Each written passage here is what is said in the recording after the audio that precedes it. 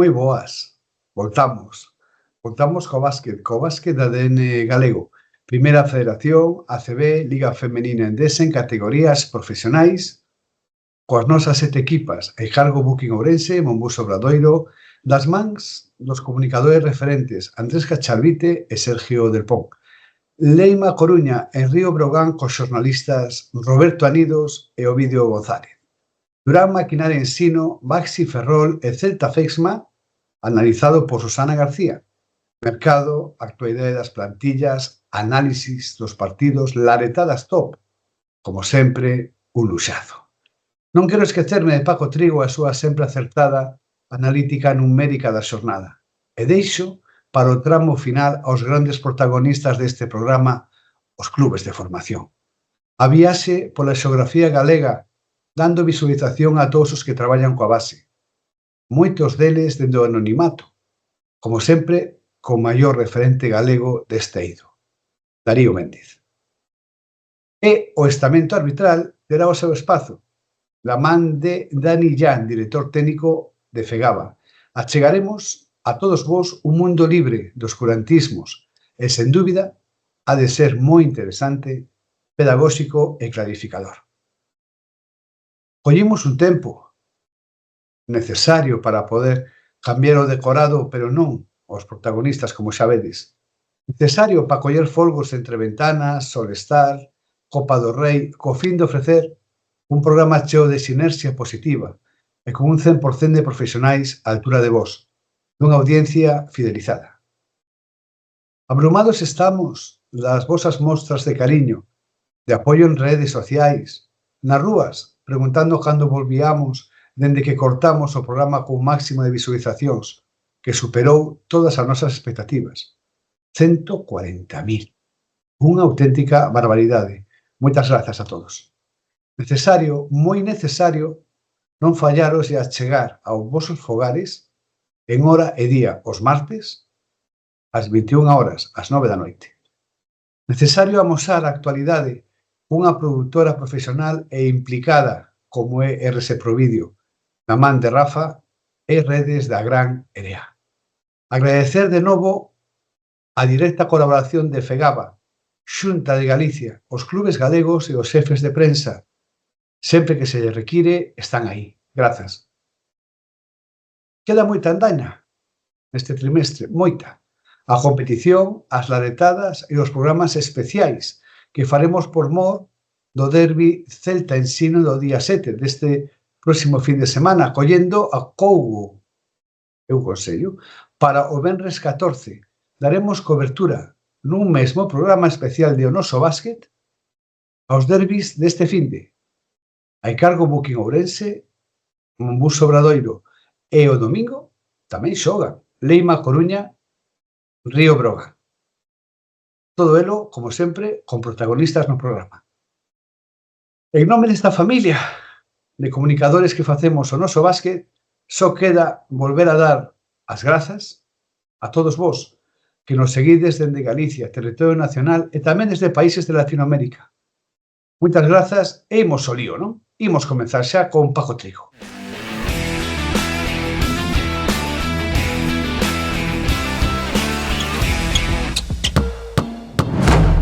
Pois comenzamos, como decía anteriormente o programa, co noso analista, con Paco Trigo. Un placer como sempre, familia. Benvido de novo. Moi ben atopado, encantado de volver a retomar este espacio. Pois moi ben, e que mellor maneira de empezar que a vitoria do Leima contra o Iopus 97-84. Un dominio do Leima de principio a fin, chegando a ter ventaxas de hasta 20 puntos, mellor porcentaxe de tiro, máis puntos de segunda oportunidade, en fin, unha victoria que rompe 9 xornadas de derrotas consecutivas e que, aparte do valor que supón a victoria en sí, é importante porque supera un equipo dos directamente implicados na loita pola permanencia, porque supera con 2 victorias con máis 18 no básquet a veraxe. Destacar no partido a Brandon Taylor con 16 puntos e 29 de valoración, e a Fuskic con 15 puntos e 26 de valoración sobre un bon nivel xeral de todo o equipo. No Iopus debutou Batemon, que amosou boas maneiras do punto de ser o xogador máis destacado, con 18 puntos e 26 de valoración. Non xogou neste partido Ángel Núñez, aínda que sí estaba vestido para participar. No outro partido de equipos galegos, o Barça-Río Breogán, 102-79, había expectativa respecto a posible éxito do Breogán neste enfrentamento e o extraordinario primeiro cuarto deu esperanza para que os lucenses pudesen alcanzar o éxito. Pero xa no segundo cuarto, e sobre todo despois do descanso, a defensa culé, que provocou moitas perdas de balón, a superioridade na pintura, 22 puntos máis que os lucenses, e a aparición do factor SAR, 21 puntos e 22 de valoración, fixo que fose imposible ningunha sorpresa. Polo Breogán destacar a Saco, con 16 puntos e 15 de valoración, e o debut de Toure, que xogou uns 9 minutos e que, da mesma maneira que os xogadores que estaban recuperándose das lesións, veulles ben para ir collendo o ritmo. No resto dos partidos do sábado, o Casademón-Valencia, 71-115, o resultado xa o di todo. Impresionante partido do Valencia con un nivel de acerto extraordinario. O Casademón é verdad que non competiu como é habitual nel, pero é que era difícil facelo contra un equipo que dominou todas as facetas, chegando a ter hasta unha ventaxa de 45 puntos. 8 xogadores valencianos estuveron en doble díxitos, tanto en puntuación como en valoración, e sobre eles destacou Montero, con 27 de valoración. Nos locais debutaron Watson e Dinsa, que pasaron desapercibidos dadas as circunstancias. O Covirán, o Can, 82-84, un Covirán moi limitado, as lesións de Willy e de Vicedo, engadiúselle a baixa de Clavel, que puido ser funesta, de funestas consecuencias para a súa saúde, e, aínda que con todo, plantou cara. En ataque si estuveron moi limitados, Sergi García, 21 puntos e 19 de valoración, e Amin Noah, 26 puntos e 31 de valoración foron o soporte, pero é insuficiente para enfrentarse a un Murcia que dominou a pintura, conseguiu 26 puntos máis nesa parte do campo, e que con Gates e Stephens engaden recursos aos xa coñecidos de Ennis Hackanson, que foron decisivos nos momentos quentes do partido. Debutaron ante Tocopo e Ndiaye por cada un dos equipos e fixeron boas rotacións. No último partido do sábado, La Laguna Juventud, 82-81, victoria para os locais, partido moi competido, con continuas alternativas, como corresponde a equipos que están na parte alta da tabla, equipos que xogan a poucas posesións e con estilos relativamente parecidos, porque buscan moito os seus xogadores interiores, Tomi que pusto vai por un lado e Guerra e Xermadini polo outro, pero a postre foron decisivos os bases. Marceliño Huertas, 21 puntos e 21 de valoración, e Dodson, 21 puntos e 22 de valoración. Puido gañar calquera. Decidiu un triple de Abromaites desde a esquina a 30 segundos do final. O Juventud quixo xogar interior na última posesión, pero trabáronse na execución dos movimentos. Ao final, a victoria quedou na casa. Xa nos partidos do domingo, o Surne e Xirona, que afecta directamente os equipos galegos pola importancia que ten na permanencia, dominou o Surne 96-83. Sin embargo, hasta o terceiro cuarto as ventaxas foron moi axustadas. O Xirona dominaba no rebote, nos puntos na pintura, pero perdeu moitos valores que ese foi o seu principal lastre. Hasta o último cuarto, no que o acerto de Domínguez desde o tiro de tres rompeu o partido. Nese cuarto este xogador anotou 12 puntos. A partir daqui sí que xa Surne controlou o partido, os xirundenses non pouco puderon facer. Destacar a Panzer con 16 puntos e 21 de valoración e o debut de Cazalón. Polos cataláns, Busquets e Fernández foron os máis destacados. Neste caso, o averaxe favorece ao Surne de cara a posibles empates ao final da competición. O partido moi interesante foi o Unicaja-Baxi, 105-97 para os locais. Partido moi competido e quizás a diferencia excesiva, porque o Manresa estuvo por diante 32 minutos. O parcial do último cuarto, 31-19, foi o que sentenciou. Destacar neste último cuarto o partido que fixo Pérez, con 9 puntos e 12 de valoración solamente nese cuarto, e o partido en xeral de Taylor, 20 puntos e 29 de valoración. E, sobre todo, o traballo para anular a Alston, que no último cuarto só anotou 2 puntos, para un 19 de puntuación e 21 de valoración. O Moraván en Baskonia, victoria dos locais, 93-88. Moraván, desde o segundo cuarto, controlou o partido. Baskonia moi irregular, só se chegou no último cuarto 86-83, pero non acaban de alcanzar o nivel que se lle presupón por categoría e por xogadores. Polos locais destacou Harding con 21 puntos e 18 de valoración sobre un bon nivel colectivo. No Baskonia, Moneque con 22 de valoración e Forres con 17 puntos foron os máis destacados. En último partido da xornada, o Dreamland Real Madrid, 54-69 para os da capital. Mal partido, poucas posesións, predominio das defensas, un porcentaxe de 3 que é impropio de dous equipos da parte alta, o Dreamland un 17% e o Real Madrid un 18%. O resultado do descanso, 18-31, indica o nivel de acerto que amosaban os dous equipos. Non? Dentro deste discreto nivel, destacar a Thomason polos locais con 16 de valoración e a Bruno Fernando con 20 de valoración polos madrileños. En calquer caso, sirve o Real Madrid para manter o liderazgo, con 17 victorias, seguido polo Unicaja e o equipo do Tinerfeño de La Laguna con 16. O Río Breogán, Surne e Moraván sitúanse na parte media-baixa con 8 victorias e cerran a clasificación Llopos, Covirán e Xirona con 6 victorias e o Leima ca deseada quinta que non daba chegado. Isto é o que corresponde á ACB. Pois Paco, imos co pleno na primeira federación. Ourense volveu a gañar. Non gañaba dende que o noso programa tivo o parón. E co regreso del, volve Ourense á vitoria. Pois sí, parece que lles damos sorte ao equipo ourensán e, efectivamente, ademais unha victoria, de que maneira, non? Xogaban en Burgos contra o Grupo Ureta Tizona, 83-84, partido igualado, pero con ventaxas de Ourense, que retomaba un pouco o seu estilo de boa defensa, xogando con certa alegría, bon traballo colectivo. En este partido en concreto, un bon porcentaxe de 3 e o rebote levaballe a ter unha ventaxa. De feito, entraron no último cuarto con un 56-68. No último cuarto, a verdade é que o arbitraxe colleu o protagonismo. Moi pronto o equipo ourensán estuvo en bonos, o cual xa condicionou tácticamente toda o último período. De feito, Tizona, ao final do partido, tirou 13 tiros libres máis co equipo das Burgas.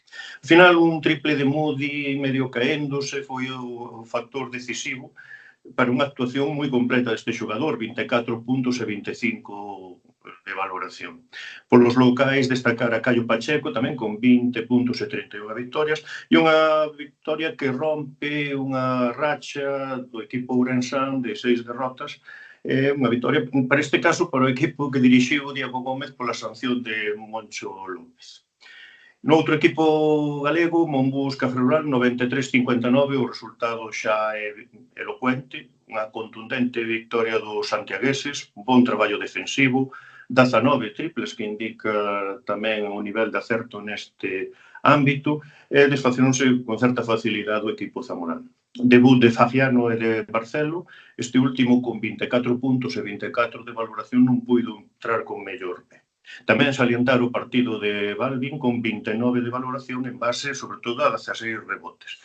En líneas xerais, deixou moi boas sensacións o equipo de Compostela.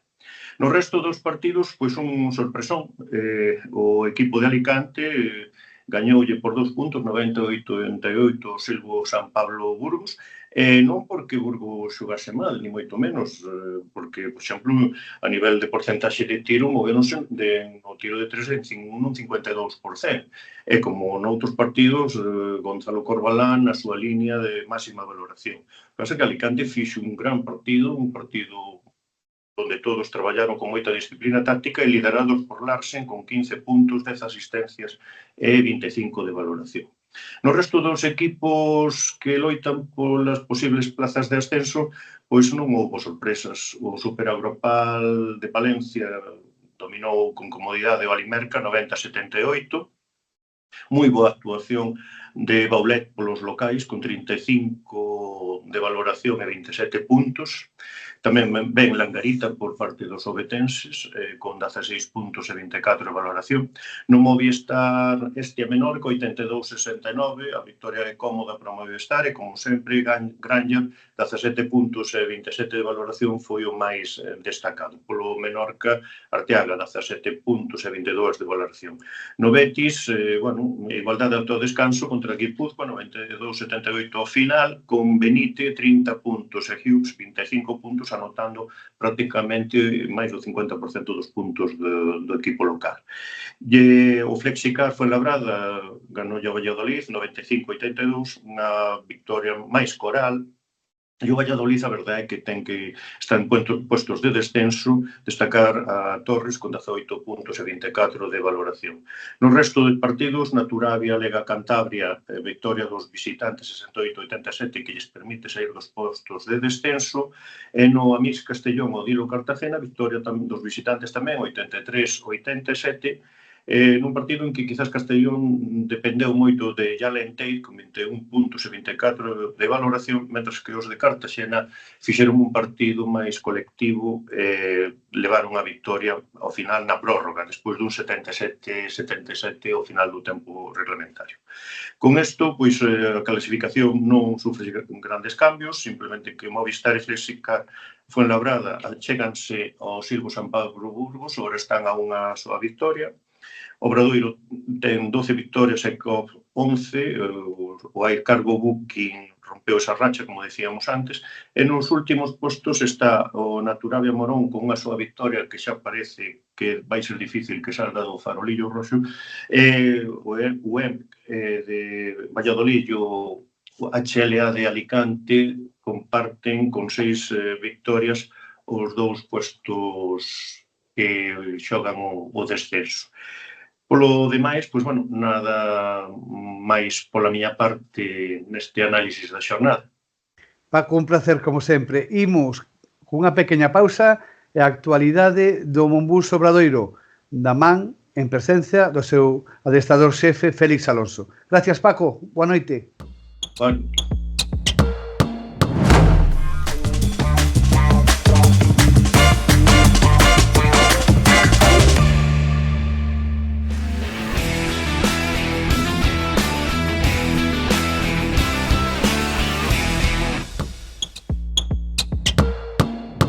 Pois imos ca entrevista estrela desta semana. Falaremos en castelán por cortesía hacia Félix Alonso, que es de la provincia de León. Con nosotros está, como siempre, Andrés. Un placer volver a estar contigo. ¿Qué tal, Sergio? Hola, ¿qué tal? Buenas noches. Muy bien, buenas noches. Y con nosotros recibimos al entrenador jefe de Obradoiro, de Monbus Obradoiro, Félix Alonso. Un placer que estés con nosotros. Muchas gracias. Gracias a vosotros. Buenas noches. Quería empezar con una pregunta, si te parece. ¿Cómo es eso de engranar tantas piezas en tan poco tiempo? Muy dificultoso, ¿no? ¿O no? Bueno, es difícil porque además el hecho de engranarla significa, porque no es lo mismo un trabajo de pretemporada previo en el cual puedes tener tiempo para hacerlo en cuanto a que la competición no te apremia, ¿no? Aquí necesitamos ganar partidos para tratar de escalar las mayores posiciones posibles y además engranar esas piezas. Lógicamente no es sencillo. Lo que es verdad es que contamos con un grupo humano excelente y aparte con jugadores con un alto conocimiento del juego. Eso también ayuda. Lo más difícil de todo esto al final va a ser gestionar el grupo a nivel de, sobre todo, los minutos. Estamos hablando de una plantilla de 13 jugadores más Alonso, que contamos con él al 100%, y con lo cual, bueno, pues hacer esa distribución de minutos y el reparto de roles y que, bueno, que cada uno se sienta partícipe y que no se te quede descolgado en ninguno de aquí al final de la temporada, eso es lo que realmente va a tener mayor dificultad. Presentarte a Andrés Cachalvite el año pasado, pues eso, siguiéndote en el Copa Ourense, y Sergio Del Pon, nuestro especialista del Monbus Obradoiro. ¿Arrancamos? Arrancamos. Sí. Hola, Félix. Buenas noches. Buenas noches, Sergio.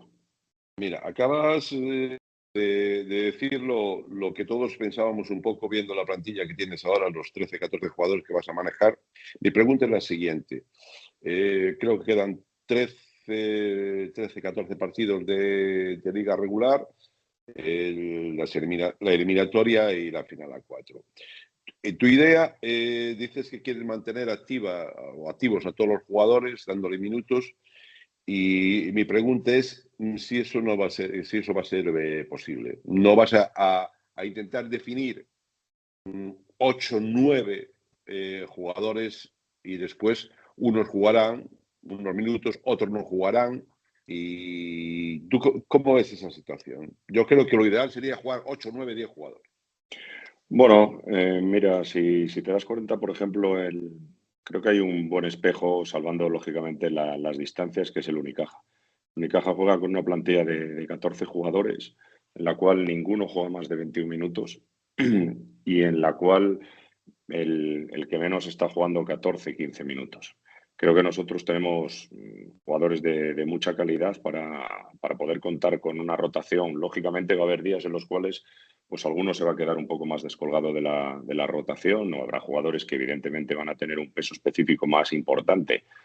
No sé, puede ser el caso de Balvin, porque al final es nuestro 5 más puro, o a lo mejor ya hemos visto el impacto que tiene Alex Barcelo. Lógicamente, pues van a ser jugadores que tengan un peso más específico, pero no me gustaría en ningún caso acortar la rotación y llevar una rotación de 8 o 9 jugadores cuando hablamos de jugadores que han sido realmente importantes en esta competición y algunos de ellos a un nivel superior. Bueno, tú te encontraste, hablando de Balvin, tú te encontraste con el equipo hecho, empezaron a llegar, cuando llegaste ya estaba Balvin. Con Balvin hubo un momento que además fueron declaraciones tuyas en rueda de prensa, algo que creo que la prensa te tenemos que agradecer, porque suele ser muy claro cuando hablas. Cuando alguien te preguntó si había que intentar surtir con más balones a Balvin, tú dijiste que a lo mejor el que se tenía que implicar más era Balvin para poder recibir más balones. ¿Eso fue un momento difícil ahí con Balvin? ¿Tuviste ciertos problemas con él en cuanto a su implicación? No, Balvin es un chico muy sencillo de llevar, es decir, es muy buen chico, es un niño grande a veces, y hay que apretarle en momentos determinados, pero también hay que valorar, hacerle saber que hay cosas que está haciendo bien. Entonces, yo creo que él, creo no, porque esto fue una conversación que tuvimos. Él tuvo un momento de falta de motivación o de no terminar de entender en el sitio en el que estaba. Es decir, no en el sitio que estaba en cuanto a Obradoiro, sino en la competición en la que se encontraba. Y entonces, sabemos que ahora hay muchos jugadores que trabajan con psicólogos y él no es una excepción. Y esta persona con la que trabajaba le hizo entender que su problema era un problema de motivación. Y eso coincidió precisamente con la época que tú estás comentando. Y eso nos ayudó a todos, le ayudó a él, me ayudó a mí a la hora de facilitarme el trabajo. Y creo que, si no estoy confundido, a partir de aquellas declaraciones y de aquel momento, el siguiente partido que jugamos fue en Menorca y a él se notó ahí un paso adelante. Y desde entonces creo que su rendimiento ha subido considerablemente, teniendo en cuenta además que esta es una liga muy complicada para los jugadores grandes. Es una liga que los jugadores de su tamaño tienen muchísimas dificultades para tener un rendimiento importante o tener un cierto impacto en el juego. Y creo que él ha dado un paso adelante. También creo que la llegada de Brochanski le ha ayudado no única y exclusivamente en el encaje, sino también estamos hablando de una persona con la que él mantiene una grandísima amistad. Y entonces eso ha hecho que él vea o dé un paso adelante en ese sentido. Creo que eso ha ayudado también. Hablábamos antes de comenzar la entrevista que la LEVOR es la primera federación. Es una competición muy complicada, sobre todo a nivel de jugadores grandes. Es una competición difícil. Ahora mismo el Obradoiro quizás es uno de los equipos con más talento ofensivo de la competición, con las últimas incorporaciones, pero hemos visto que a nivel defensivo ha dado un paso adelante el club. ¿Cómo has trabajado ese cambio de inicio de temporada a lo que está siendo el Obradoiro ahora? Bueno, primero haciéndoles entender que si nosotros no dábamos ese paso adelante, no íbamos a ser en ningún caso el equipo competitivo que debemos de ser, ni el equipo que aspira a ascender.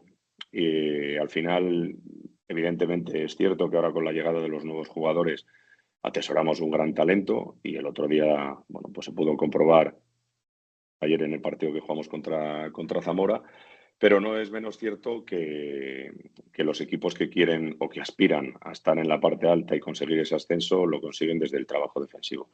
Entonces, a partir, lógicamente, que no es única y exclusivamente, oye, tíos, tenemos que defender, porque eso no funciona así, pues con mucho trabajo diario, repitiendo constantemente. El baloncesto es un juego de repeticiones y estar machacando constantemente nuestras reglas defensivas, hacer los postpartidos en cuanto a los vídeos, explicar los errores que estamos cometiendo. Y creo que hay una cosa fundamental que es no caer en la autocomplacencia, ¿no? Cuando las cosas van bien, yo creo que es cuando realmente hay que ser todavía más exigente y darle un giro de tuerca al equipo. A ver, ahora con la situación, con la llegada de Lucas Fallano, tú ayer en rueda de prensa o antes de ayer, al acabar el partido, dijiste que iba a ser un poco el capitán, el general, no sé lo que dijiste en la cancha, es decir, que iba a ser el jefe, en resumidas cuentas, ¿no? Que tenía ese problema pues, de coger ritmo, condición física, etcétera, etcétera.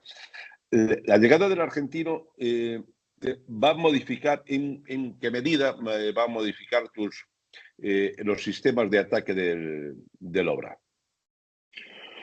Pues prácticamente nada. Yo creo que la llegada de Lucas lo que va a hacer es colocar a Sergi en su posición. Creo que eso es fundamental, a Sergi Quintela. Y para mí era una gran preocupación porque creo que el hecho de poner a Sergi Quintela, es decir, que Sergi Quintela juegue de manera recurrente como base, está bien. Que Sergi Quintela juegue como base, como planteamiento, creo que es un problema porque todo el potencial que tiene Sergi como dos lo estábamos perdiendo y creo que le estábamos haciendo un flaco favor y le estábamos restando capacidad ofensiva y estamos haciendo, bueno, en resumidas cuentas, estamos perjudicándole. Creo que esto va a hacer que las piezas se distribuyan o se recoloquen y no creo, bueno, la llegada de Lucas a nivel de lo que va a hacer es ordenarnos mucho más cuando en momentos determinados hemos tenido esta temporada, incluso en partidos que hemos sido capaces de ganar, que nos hemos descolocado, pero no creo que vaya a influir realmente en los sistemas que estamos jugando, que vayan a ser diferentes con respecto a lo que estamos teniendo ahora. Perdón, Sergio, con respecto a jugadores, hay una duda que a mí me surge desde hace varios días, es que a principio de temporada, cuando hablábamos un poquito en pretemporada de jugadores que iban a llamar la atención en la competición, hablábamos de Jake Stephens. Jake Stephens al final no terminó de encajar, parece que la llegada de Balvin le afectó un poco y terminó saliendo del equipo. ¿Cómo se produce esa salida de un jugador pues con esa progresión, tanta juventud y ese talento que se le presumía? A ver, Jake es un tipo sensacional a nivel humano y solo hay que ver cómo se ganó a la grada de SAR, ¿no? Excelente profesional. Es verdad que, como tú comentas, la llegada de Balvin le saca un poquito de su posición en el sentido de, bueno, pues ahora vamos a tener un jugador de este impacto con muchos más minutos y eso le limita. Y yo creo que, bueno, pues poco a poco su participación va bajando, alterna momentos buenos con otros no tan buenos. Y lo que creo que termina siendo definitivo es la llegada de Brochansky, ¿no? La llegada de Brochansky es la que él termina por sacarlo por completo de la rotación. Evidentemente, cuando a nosotros se nos plantea esa posibilidad, no podemos decir que no a Vladimir Brochansky. Sería absolutamente absurdo, ¿no? Decir, bueno, pues, joder, ¿podemos fichar a Brochansky? No, pues no vamos a ficharlo. Pues evidentemente vamos a fichar a Vladimir Brochansky si se presenta esa oportunidad. Y esto pues hace que nos encontremos con 6 pivots en ese momento. Nos encontramos con Brochansky, con Balvin, con Stephens, con Stevic, con Galán, con Mikovic. Era imposible mantener eso vivo y creo que además le hacíamos un flaco favor también al jugador, un jugador que necesita minutos para seguir progresando el mantenerlo aquí, ¿no? Entonces, bueno, no ha sido fácil, ¿eh? Ha sido fácil por su parte, porque su comportamiento ha sido impecable desde el primer día que yo llegué hasta el último, y me consta que ha sido así desde la pretemporada. Pero lo que no ha sido fácil es porque, bueno, pues tienes un chico que se esfuerza, pero que al final, como yo le decía un día, probablemente esto no sea justo en función del esfuerzo que que estás teniendo, pero la vida muchas veces no es justa, y luego esto también se basa en el rendimiento, y el rendimiento de Jake muchas veces pues no se acercó al jugador que se presume que puede llegar a ser, que creo bueno, que tiene un gran recorrido, y esperemos que así sea. ¿Y no se planteó una cesión quizás, con una renovación en ningún momento o algo No, semejante? porque además el tema con su agente americano no fue sencillo. Hay un momento incluso antes de mi llegada, que se plantea, el agente americano plantea la posibilidad de la salida de Jake. Lo plantean ellos, lo plantea el agente americano. Eso se separa con mi llegada, y luego cuando fichamos a Brochansky, cambian las tornas, y entonces, bueno, pues eso que inicialmente pasaba por ser, bueno, darnos una salida para Jake, termina siendo, bueno, pues ahora se va a quedar toda la temporada. Entonces, daba la sensación de, cuando yo tomo la iniciativa, el jugador sí tiene que salir, pero ahora que vosotros ficháis un jugador de peso específico y la rotación de Jake se va a ver limitada, entonces ahora os vais a quedar con el jugador hasta el final. Eso se enquistó un poquito, y al final la cosa terminó cayendo por su propio peso, con lo cual plantearnos algo de ese tipo no era absolutamente inviable, ¿no? Se resolvió bien, se resolvió de manera amistosa.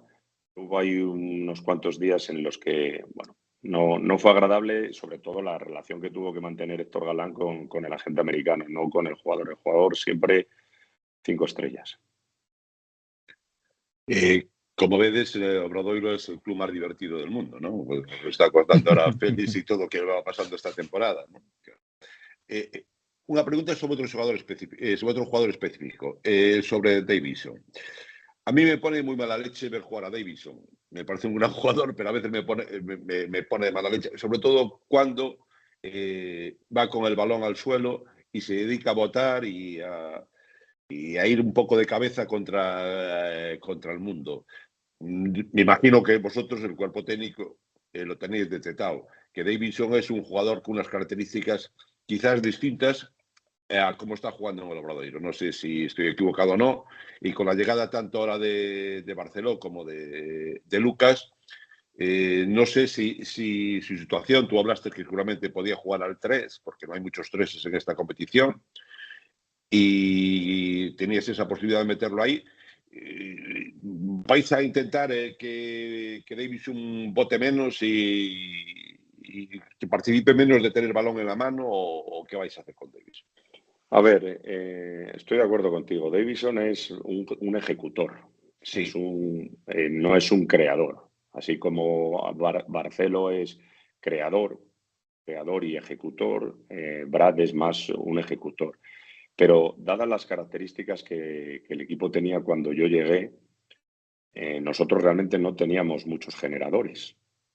Si lo pensamos, Álvaro Muñoz es más un ejecutor, Millán Jiménez es más un ejecutor, estábamos llevando a Sergi a esa función de creador, y teníamos otro base como es Rati Andronicas-Billy, al cual junto con Sergi muchas situaciones de pick and roll estaban pasando constantemente por debajo, con lo cual cuando tú pasas constantemente por debajo, la capacidad para crear para los demás se reduce enormemente, porque lo que te están concediendo constantemente es el tiro tras bote. Entonces, la defensa nunca está detrás de ti, y a partir de ahí es muy difícil encontrar un extra pass, o los jugadores que decimos de spot up con los pies parados para regresar esos tiros. Eso nos llevaba muchas veces a Brad Davidson, porque era el que realmente generaba esa tensión, el que obligaba a las defensas a ser agresivas, a saltar, y a partir de ahí generar algún tipo de ventaja. Él no es un buen manejador de balón. Las situaciones que encuentra son más por potencia, o incluso hasta por orgullo, que por esa capacidad o esa cualidad técnica. Yo creo que ahora la llegada de Fallano y la llegada de Alex Barceló va a recolocar, igual que te decía antes que a Sergi Quintela lo vamos a recolocar a esa posición de 2, esto va a hacer que él pues, tenga menos el balón en las manos en esas situaciones de pick and roll, sea más salidas de bloqueos indirectos, evidentemente puntualmente jugar alguna situación de pick and roll, pero no con el volumen, ni mucho menos que lo venía jugando hasta ahora. Genis, disculpa un segundo nada más, Sergio, disculpa. Con los generadores estabas hablando de ellos y ejecutores en el equipo que tienes actual, más el refuerzo en el juego interior. El lanzamiento exterior del último partido no es flor de un día, ¿no? No, bueno, primero se da una circunstancia. Por cómo juega Zamora, no es que te inviten, ¿no? Pero Invitaban a lanzamientos, sí. colapsan mucho la pintura. Si os dabais cuenta, tu grande estaba siempre metido debajo de la canasta. Incluso los exteriores están constantemente colapsando, con lo cual, a partir de ahí, te dan esa posibilidad de lanzamiento de 3 puntos. Dicho lo cual, con los jugadores que tenemos nosotros, estamos hablando de Barceló, Davison, Mikovic, Álvaro Muñoz, Millán Jiménez. Hablamos de grandísimos jugadores de tiradores de 3 puntos. Y si veis la tendencia del baloncesto actual, pasa por 2 aspectos, bueno, por 3, ¿no? La capacidad de tener equipos, de tener generadores en el campo, la capacidad para tirar de 3 puntos y luego el rebote ofensivo. Quizás nosotros ahí es donde más, de esos 3 aspectos, donde más adolecemos es en este último, en el rebote ofensivo, pero en los otros 2, con esta llegada y con los tiradores que tenemos, pues creo que estamos en posición de bueno, pues generar muchas ventajas a partir de ese juego. Sí, Sergio, disculpa. Sigue. No, sí, decía, estaba hablando lo de Davison, en algo estamos de acuerdo, ¿no? Con el tema, con el tema de Davis. No, porque era un poquito aparte de lo que veíamos, un poco a veces incluso el propio run de la grada, y es un jugador que además está muy conectado con la grada, Davison, por su forma de ser, por su forma de pelear, de implicarse, ¿no? Y bueno, hablando un poco de todo esto, creo que tú dijiste que Raúl te dijo, ahí lo tienes, ¿qué vas a hacer ahora, no? Después del fichaje de Alex Barceló. Eso, ¿qué supone para un entrenador de un club la presión que tienes ahora después de todo lo que te han fichado? Pues bueno, sí, algo así me dijo, a ver cómo te las apañas, ¿no? Ahora, Sí. algo así, ¿no? Bueno, primero tengo que decir, que no lo he dicho públicamente, que me siento muy agradecido por el esfuerzo que ha hecho el Consejo de Administración y particularmente Raúl López como presidente del mismo, porque demuestra la ambición que tiene por devolver a Obradoiro a la máxima categoría. Y eso, para alguien como un entrenador como yo, que ha perseguido durante muchos años un proyecto de este calibre, pues lógicamente pues es una satisfacción. Y no cambia absolutamente nada. Bueno, sí cambia, y me voy a explicar. Yo cuando fiché en Obradoiro, a mí se me dijo, el único objetivo válido aquí es ascender. El objetivo no cambia en absoluto. Lo que cambia ahora es los recursos de los cuales dispongo. Y eso, dentro de la inmensa dificultad que tiene conseguir el objetivo, me va a facilitar un poquito, nos va a facilitar, pero la pregunta me la haces a mí, me va a facilitar un poco más el conseguir ese objetivo, o nos pone un poco más cerca de poder conseguirlo. Esto no quiere decir que lo vayamos a conseguir, con lo cual, ningún tipo de presión extra. Yo sabía dónde venía el primer día, sabía la exigencia que tenía y, de hecho, cuando Héctor Galán me llama, me dijo, ¿tú sabes dónde vienes? A partir de ahí, quiero decir, más contento. Me giro al banquillo, joder, y decir, Alex, Barceló, entra. Pues cojonudo, es bendito problema, lo decía un día, ¿no? Decía el Lucas Fallano, es un lindo problema. Yo digo, bendito problema el tener que gestionar estos recursos. Tiene una dificultad, por supuesto. Puede ser que si no lo hago bien a la hora de manejar el grupo, desordene las piezas, también puede pasar. Pero prefiero tener estos recursos, honestamente, a los que tenía anteriormente. Hablabas de que el único objetivo del Obradoiro es el ascenso, pero ese objetivo se marcó a principio de temporada también.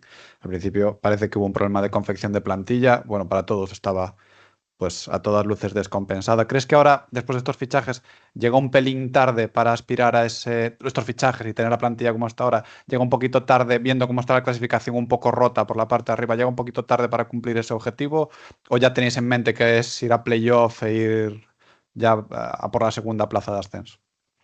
Yo en diciembre, hablando con el equipo, y además creo que lo dije en alguna ocasión en alguna rueda de prensa, era utópico pensar en que podíamos ser los primeros clasificados, prácticamente imposible, y entonces nosotros desde ese momento nos planteamos como objetivo ir creciendo paulatinamente mientras conseguíamos victorias para intentar acabar en la liga regular lo más alto posible.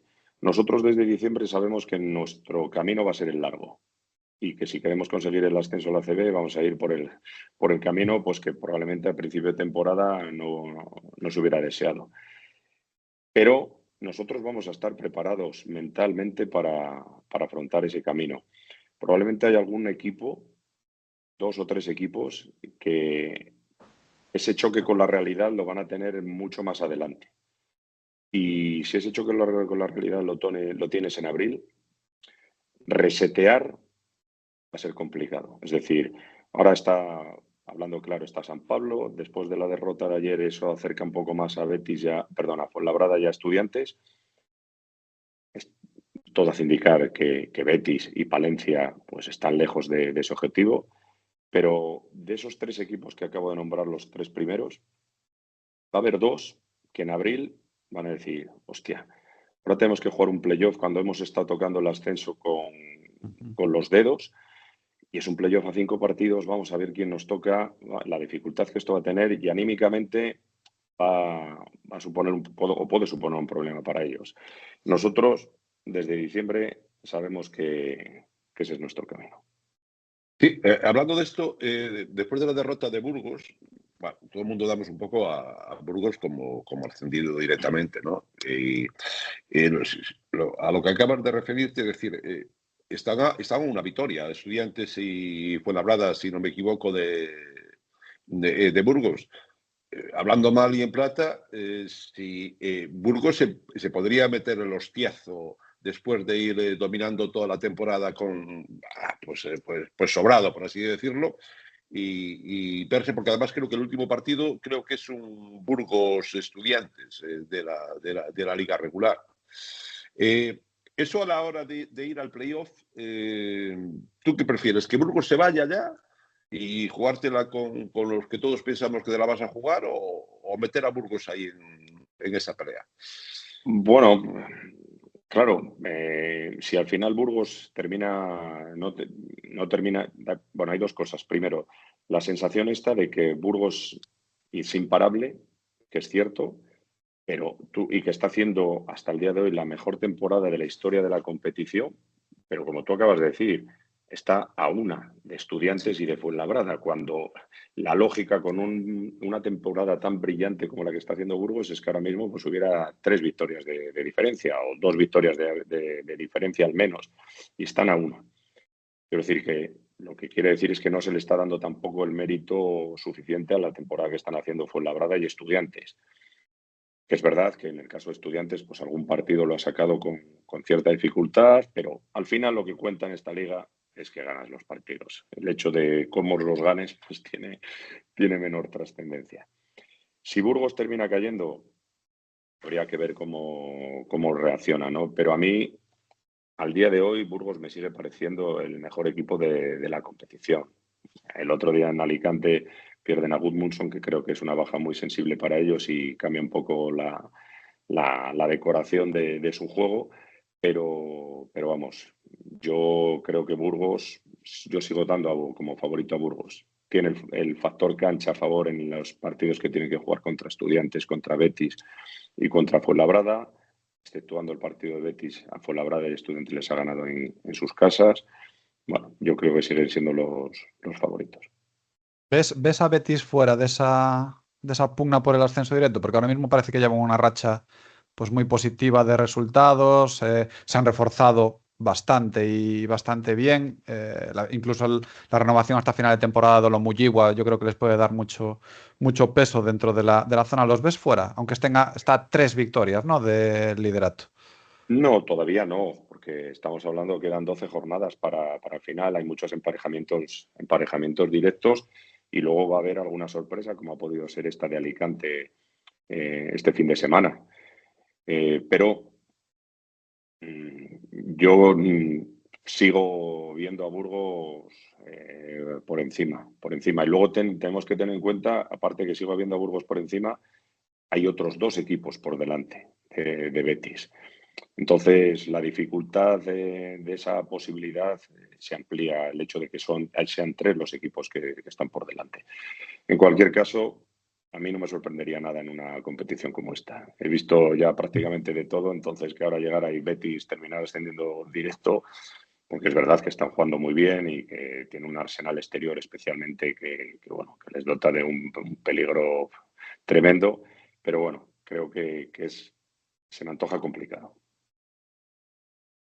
Hablando de la última incorporación, de las 2 últimas, sobre todo de Alex Barceló, llegó 2-3 entrenamientos y cañonazo en el primer partido, ¿no? De los minutos que jugó, 24 puntos, y esa sensación, a mí me dio una sensación de que quizás juega, no sé, era el primer partido, tiene una concepción de juego distinta a la que estaba teniendo el equipo hasta ahora. Es decir, es un jugador que va quizás un poquito más rápido que tal como está en ataque. Me estoy refiriendo a cómo estabais jugando ahora. Bueno, es un jugador muy explosivo, muy eléctrico en todas las acciones que realiza. Tiene una capacidad de ejecución. Necesita muy poco para generar una ventaja y necesita muy poco para encontrar un tiro o para anotarlo.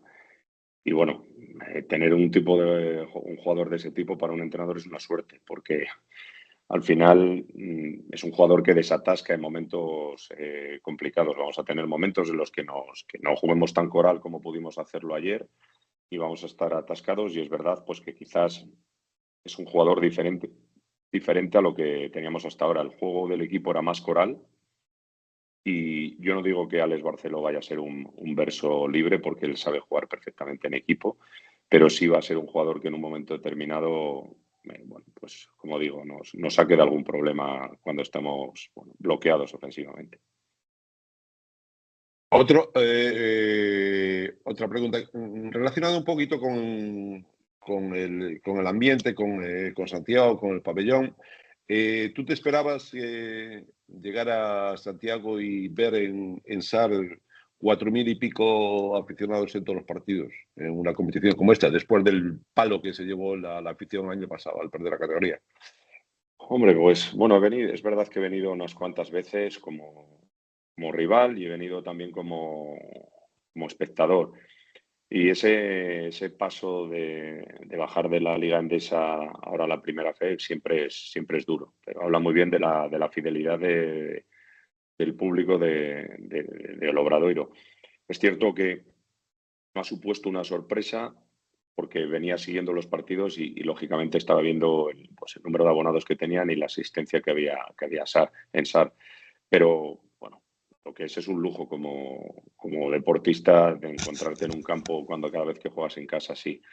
Es difícil cuando además el inicio de la temporada ha sido estaba lejos de lo que esperaba, y es de agradecer la fidelidad que ha mostrado la afición en todo momento, e incluso en partidos en los que hemos tenido. Mirad, yo esta semana, el lunes concretamente, miraba el partido que habíamos jugado contra Oviedo, que era mi tercer partido, que veníamos después de 2 derrotas consecutivas, ¿no? Habíamos perdido la primera jornada que dirigí contra Orense y habíamos perdido en Alicante. Y no fue un partido fácil, ni mucho menos. Al final el partido termina con un resultado que no indica el sufrimiento que tuvimos, y el público en todo momento está con el equipo apoyando. Eran 4 derrotas consecutivas y la verdad es que eso es admirable y de agradecer, porque pues necesitamos su apoyo para conseguir el objetivo.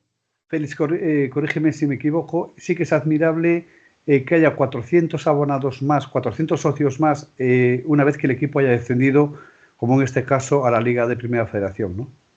Absolutamente. Bueno, pues eso habla del nivel de implicación y que incluso, como decir, bueno, pues ahora vamos a demostrar que nosotros estamos ahí en el momento de dificultad y en un momento duro que está atravesando el club para apoyar y volver al sitio donde pertenecemos, ¿no? Que es donde realmente pertenece Obradoiro y su afición, que es la Liga Endesa. Y por la mañana me comentaba tu presidente la posibilidad de una campaña que quiere hacer el Consejo de Administración porque cree que aún queda músculo para llenar ese pabellón con más socios.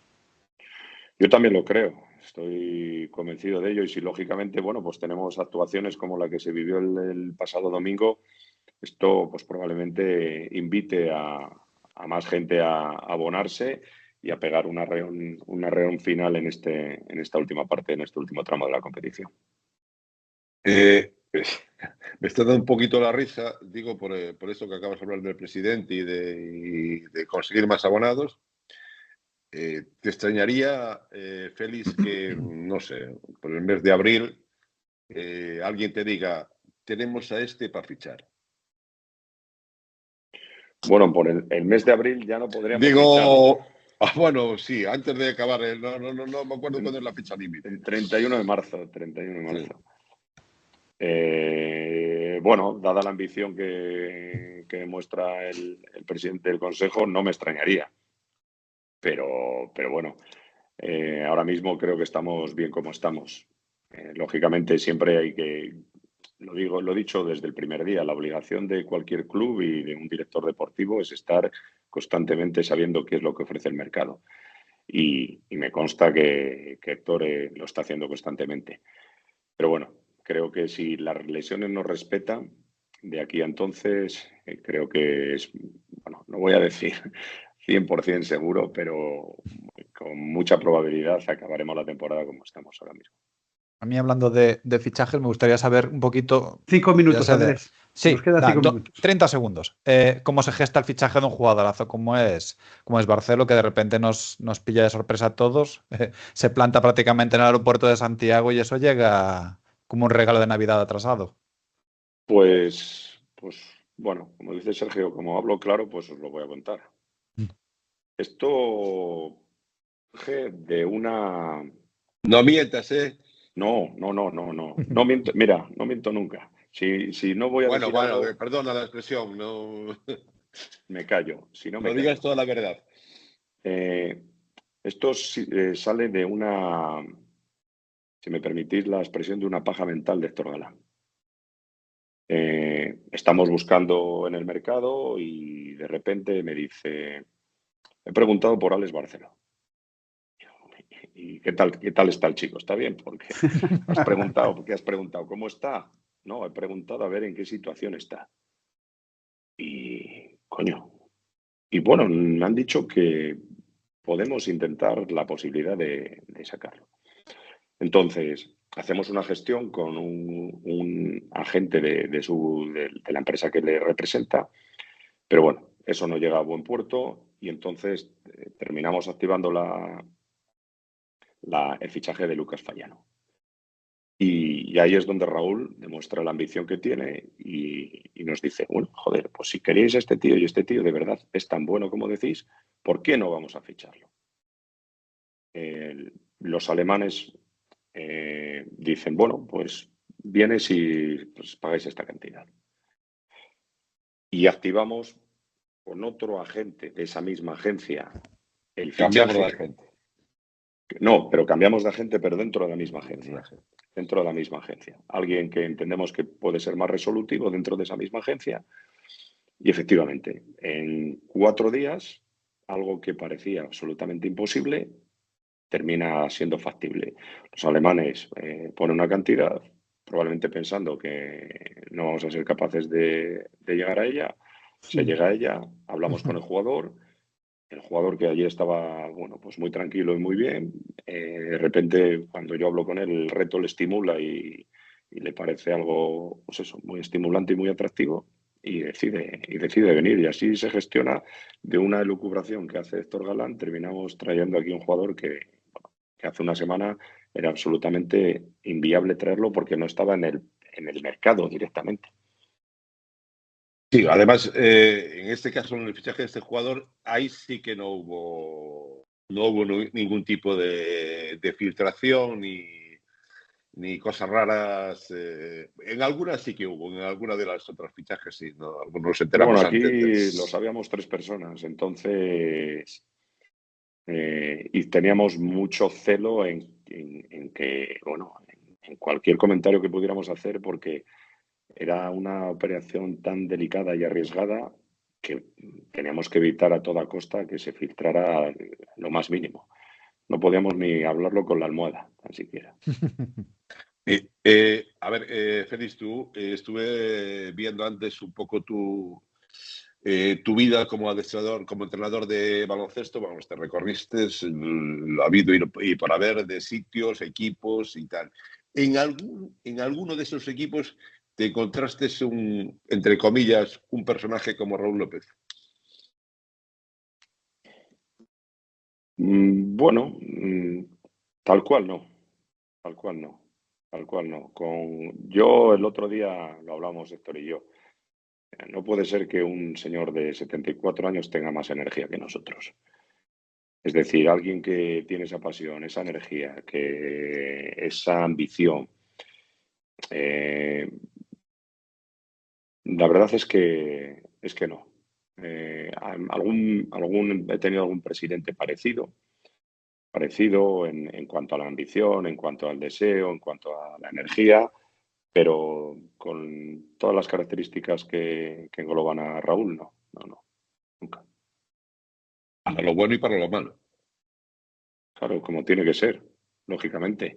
Él ahora mismo me está poniendo todos los recursos que he pedido como entrenador y alguno más que ni tan siquiera he pedido.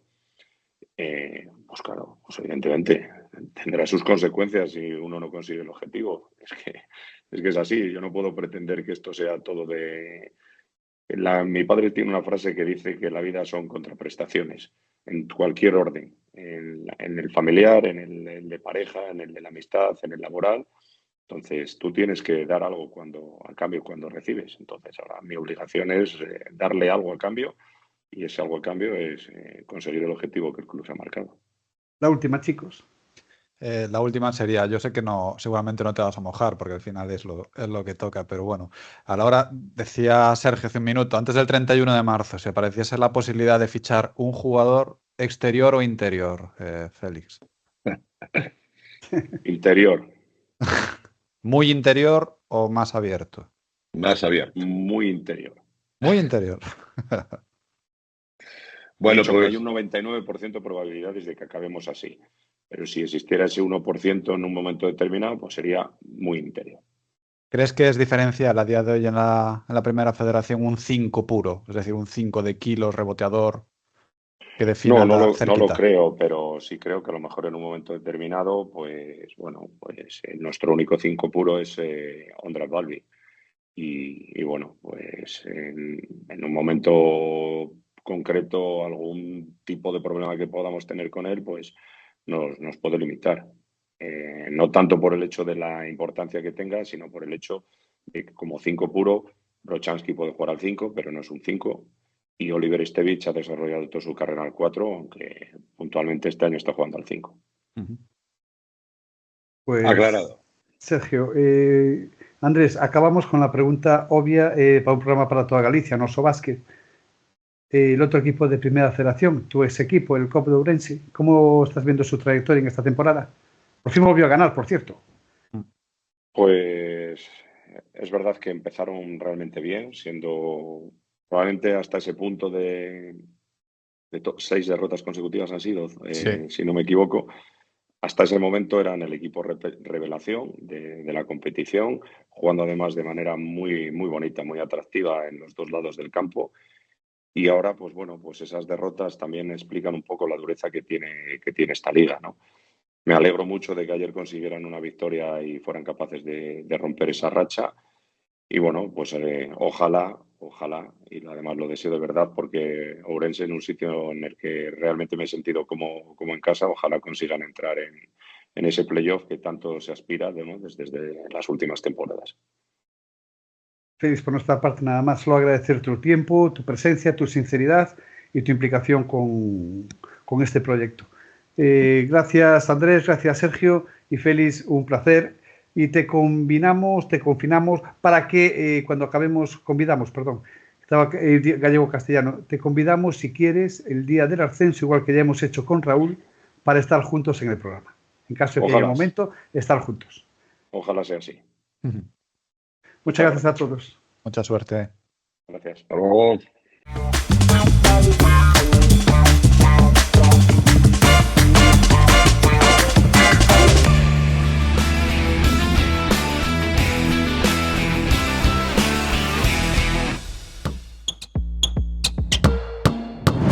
Pois rematada a entrevista con o adestrador do Obradoiro, con Félix Alonso, imos a darlle unha voltiña a LEP, a Primeira Federación, sobre todo a esa victoria, por fin, do Eicargo Booking Ourense, Andrés, por fin.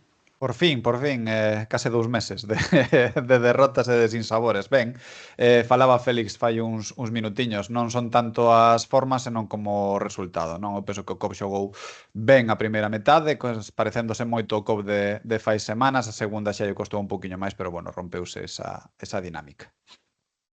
Sí, sobre todo co canastón de Moody para gañar o partido, ¿no? É un xogador que a mí sempre me gustou ese xogador, o que pasa que como todos os tiradores, pois a veces un tanto irregular, pero creo que se foi aos 20 moitos puntos, ¿no? 24 outra vez, sí. 24 puntos e tal.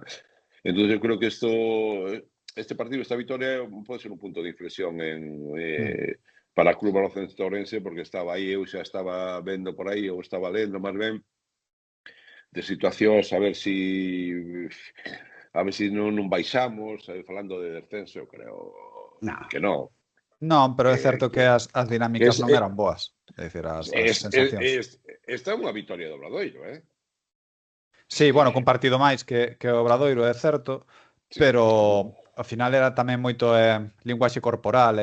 Inda hoxe no partido esta fin de semana, Sergio Rodríguez sigue, parece que con un pouco co cable un pouco pelado, non sei se non sei moi ben por qué, e despois o triple de Moody tapa que te remontan 16 puntos en 12 minutos, que eso tamén, pois eso é o medo que tiñamos todos cando estábamos na cancha de buf, aí ven, pero bueno, si é certo que quita unha presión importante. Andrés, podemos falar por un momentiño, ainda que gañaron, da arbitraxe? Animaste? Eu falo de arbitraxe sempre que queiras. Último cuarto, no minuto 4, xa estaba en bonus o Eicargo Booking, a última xugada eu creo que un 3+1, etcétera, non? Bueno, se faz, a mí que me gusta facer moito contas, daste conta que a segunda metade o COP creo que estivo 15 dos 20 minutos en bonus. Exacto. Entón, pois é bastante difícil de xustificar. Despois hai situacións injustificables. Hai a xogada da eliminación de Sergio Rodríguez, é unha falta nos morros de unha colexiada galega que está a 30 centímetros, cómea, Sergio, pois nun acto de quentura, que non venga nada, mete un ombro fora de lugar nunha falta e termina el descalificado, pero que non pode ser. O sea, xa sei que son como un disco rayado, pero se esta competición está subindo a este nivel de xogadores, a este nivel de adestradores, a este nivel de xogo, o nivel dos arbitraxes ten que subir. E hai cousas que non se entenden, porque se me dixeras que son competicións de 2 árbitros, que non vexan cousas, ben. Pero son competicións de 3 árbitros, e cando se meteron os 3 árbitros en Levouro, asumiuse un coste superior por eses árbitros tamén. É dicir, ti estás pagando por un servicio, como digo, e ao final o servicio non se está producindo, e non pasa só nos partidos do COB, ao final isto é un... Pois non sei, non me tires máis da lingua porque sabes o que opino do tema, pero si é certo que non están ao nivel da competición. O que estamos dentro da lingua é Sergio, por non falar. No, digo, está falando de... Sí, eu estou vendo os arbitraxes desta categoría e evidentemente son... Veixa bastante que desexar, por decirlo así, pero se estás observando a CB, hai unha hornada de árbitros que están ou que veñen aí por aí que agora xa deixei de coñecer árbitros na CB, non? Que tampouco me preocupa ahora nin Non é por falta de respeto, nin por nada deso de xa non sei a veces ni como se chaman, ves algún, ese outro día non sei que partido foi que estuve vendo a CB, e había un trío que ademais coloca, fai unhas combinacións na CB un pouco raras, porque antes sempre había nese trío un árbitro principal, pois con certo prestixio, certo coñecemento sobre todo de controlar situacións, de saber levar o partido, máis que incluso a veces de decisións equivocadas ou non equivocadas, non? Pero que ahora a veces ves unha combinación de árbitros que dices, non me acordo de que partido foi. Non sei se sería o Tenerife Juventud, non. Estou falando así un pouco de memoria, non? E, bueno, pero a arbitraxe...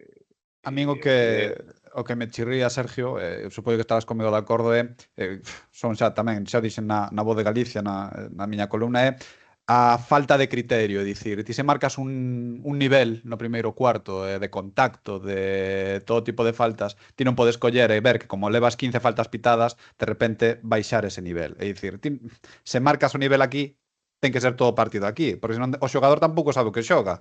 É dicir, se deixas bater no primeiro cuarto que se saquen os dentes, ti no seguinte cuarto non podes pitar todo. É dicir, eso non pode ser. Sí, mira, no partido, un partido sin historia do Obradoiro con Zamora, Brocianski que saliu medio apapanado o partido, espabilárono nas dúas accións que recibe o balón ali no poste baixo, lle caíron por todos os lados, porque ademais estamos un equipo de xente moi grande, non? Tres tíos que se van por encima, ten un de 2,24, 2,10, 2,15 e tal, e depois houve un enfrontamento entre Davison, non me acordo que é o xogador que marcaba, Hirtz ou Hertz, non sei moi ben como se pronuncia, foi un enfrontamento duro, pero e aí os árbitros deixaron xogar. O que tú dices aí está ben, non? Decir, bueno, a Brocias que pitaron de falta, evidentemente, pero bueno, foron a decir, a botarlo de ali e dice, bueno, sácate de aquí que vas a recibir, non? Que dixeron, tal como estaba o partido, non?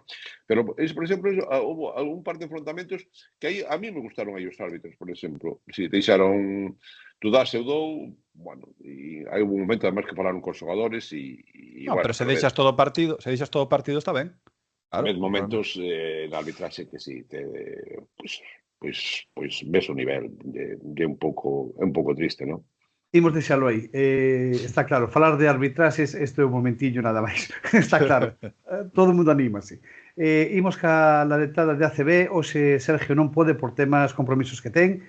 Despois delo, teremos un especial do Eurobaxi Ferrol. Entendo que a última palabra é para o Eurobaxi, para Baxi Ferrol, da vosa parte de cara ao partido deste próximo xoves, na semifinal. Espectacular a tempada que están facendo e a verdade é que oxalá que podamos ter un equipo galego erguendo aí unha copa europea. Sergio? Sí, eu estou seguindo os partidos do Baxi, non? Estou vendo bastante desos partidos. E sobre todo cando ese outro día, cando vin a Malata outra vez ateigada de xente, pois viñeron un montón de recordos á cabeza porque eu pasei moitas horas na Malata con o AR.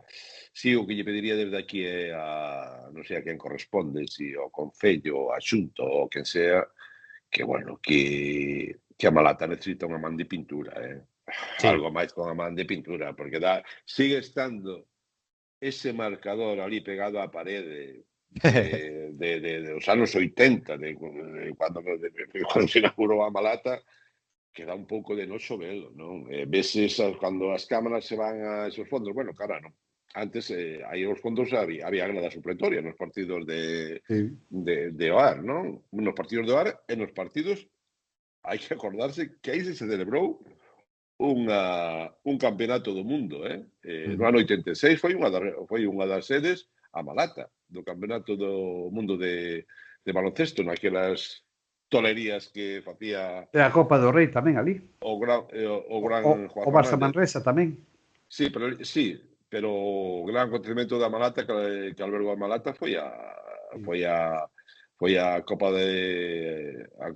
do Mundo con a memoria rápida con Israel, a URSS era a URSS, Uruguai, Angola, con meu amigo ya Consensao, non me acordo que máis había. Pero estaban, deles era Israel e a URSS. Israel, non os podéis imaginar a seguridade que había ali. Eu tuve a sorte de entrevistar a Berkovic. Pero bueno, estaba rodeado, Foi tuvemos que facer gestións e tal, e para entrevistar a Berkovic. Por eso vexo ahora a malata un pouco e digo, joder. Solo faltaba xente sentada no chan, nos fondos. Sí, e eu creo que merece algo máis ese pabillón. Yo así, pois a mí, non sei, tocoulle co Lyon e se falas de que se pode meter na final, sería un bombazo. Chicos, símonos con toda sorte, como sempre, de cara, neste caso, Baxi Ferrol. Un placer volver a estar xuntos, compañeiros. Vale, Chao. Unha apertiña, hasta logo. Chao.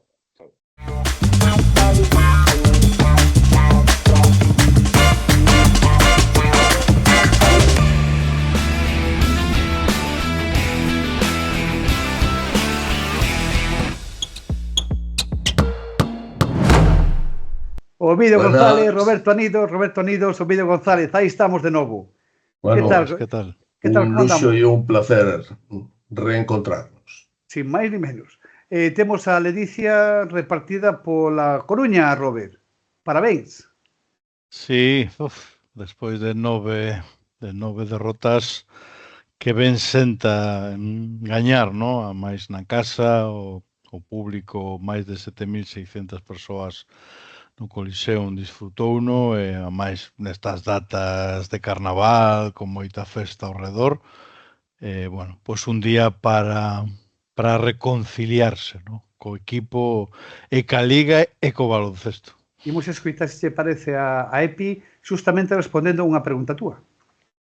Yo creo que tendrás que lidiar de aquí al final con el hecho de que el equipo rival va a intentar que no cojáis velocidad de crucero. O sea, cuando jugáis a una cierta velocidad sois espectacularmente peligrosos, ¿no?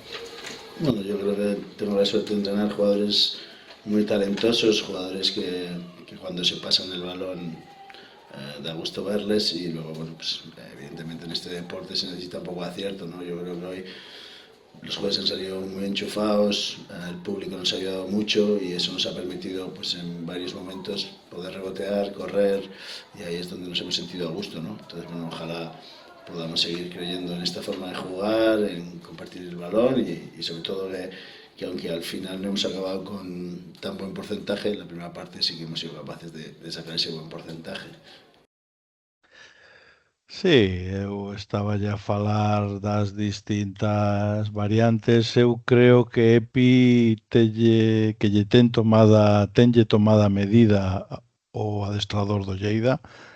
Así se viu na primeira volta, e nesta segunda, en realidade, excepto un Intra aí que se chegaron a poñer a 3, logo Lema sempre foi por diante, con ventaxas por encima dos 10, chegou a ir 18 en riba.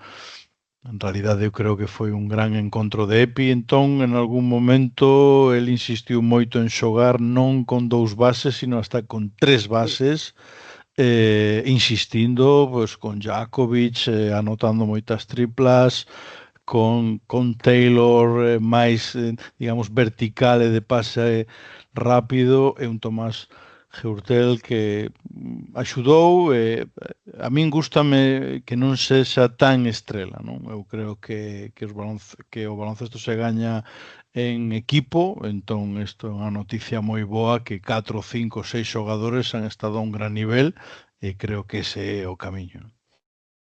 Sí, o partido, como ben dices, eu creo que en ningún momento o Leima tuvo sensación, ou a min, polo menos, me deu a sensación de que puidese perder ese partido, deu a sensación de que o tivo controlado en todo momento. A posta en escena, para min, foi espectacular. O primeiro cuarto de Dawkins é para enmarcar, o sea, que todo o que tiraba, absolutamente todo, entraba. Era deses partidos que tú decías, está on fire e vai a levar o equipo para adiante. Pero despois, como tamén comentabas, Hubo un tema moi coral, moita xente que se foi incorporando pouco a pouco. O terceiro cuarto de Huskic foi brutal, é dicir, foi tremendo, o sea, destrozou a Lleida. Quer dizer, que non houbo un só actor, porque nos outros partidos ao mellor decías, Tonkin se vai a non sei cantos puntos, pero palma, Sertel chega, dá non sei cantas asistencias, pero te quedas no camiño.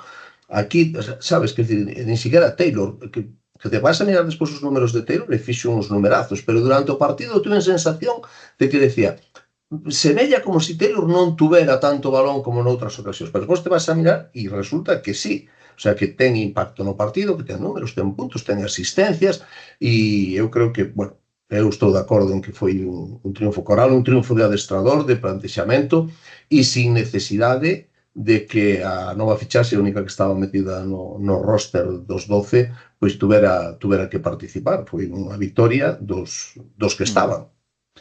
Bueno, Ángel Núñez non xogou, as sensacións que temos con el es que aínda está bastante verde para xogar a este ritmo ACB.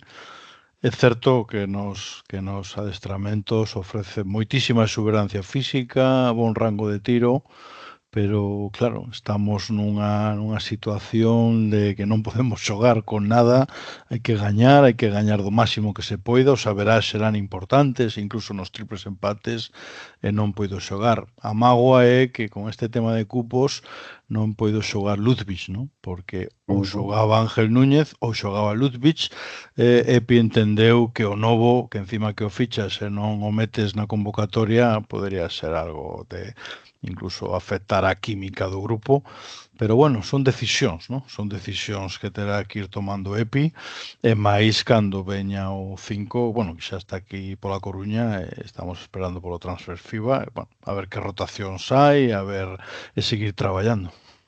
Ibache preguntar precisamente por esa circunstancia, por o tema evidentemente non entrou en roster porque non chegou o transfer a tempo, non seguía habendo problemas burocráticos, non? Non, eu cho vou explicar. Este xogador xogaba no Pistoia. Sí. Entón non cobraba.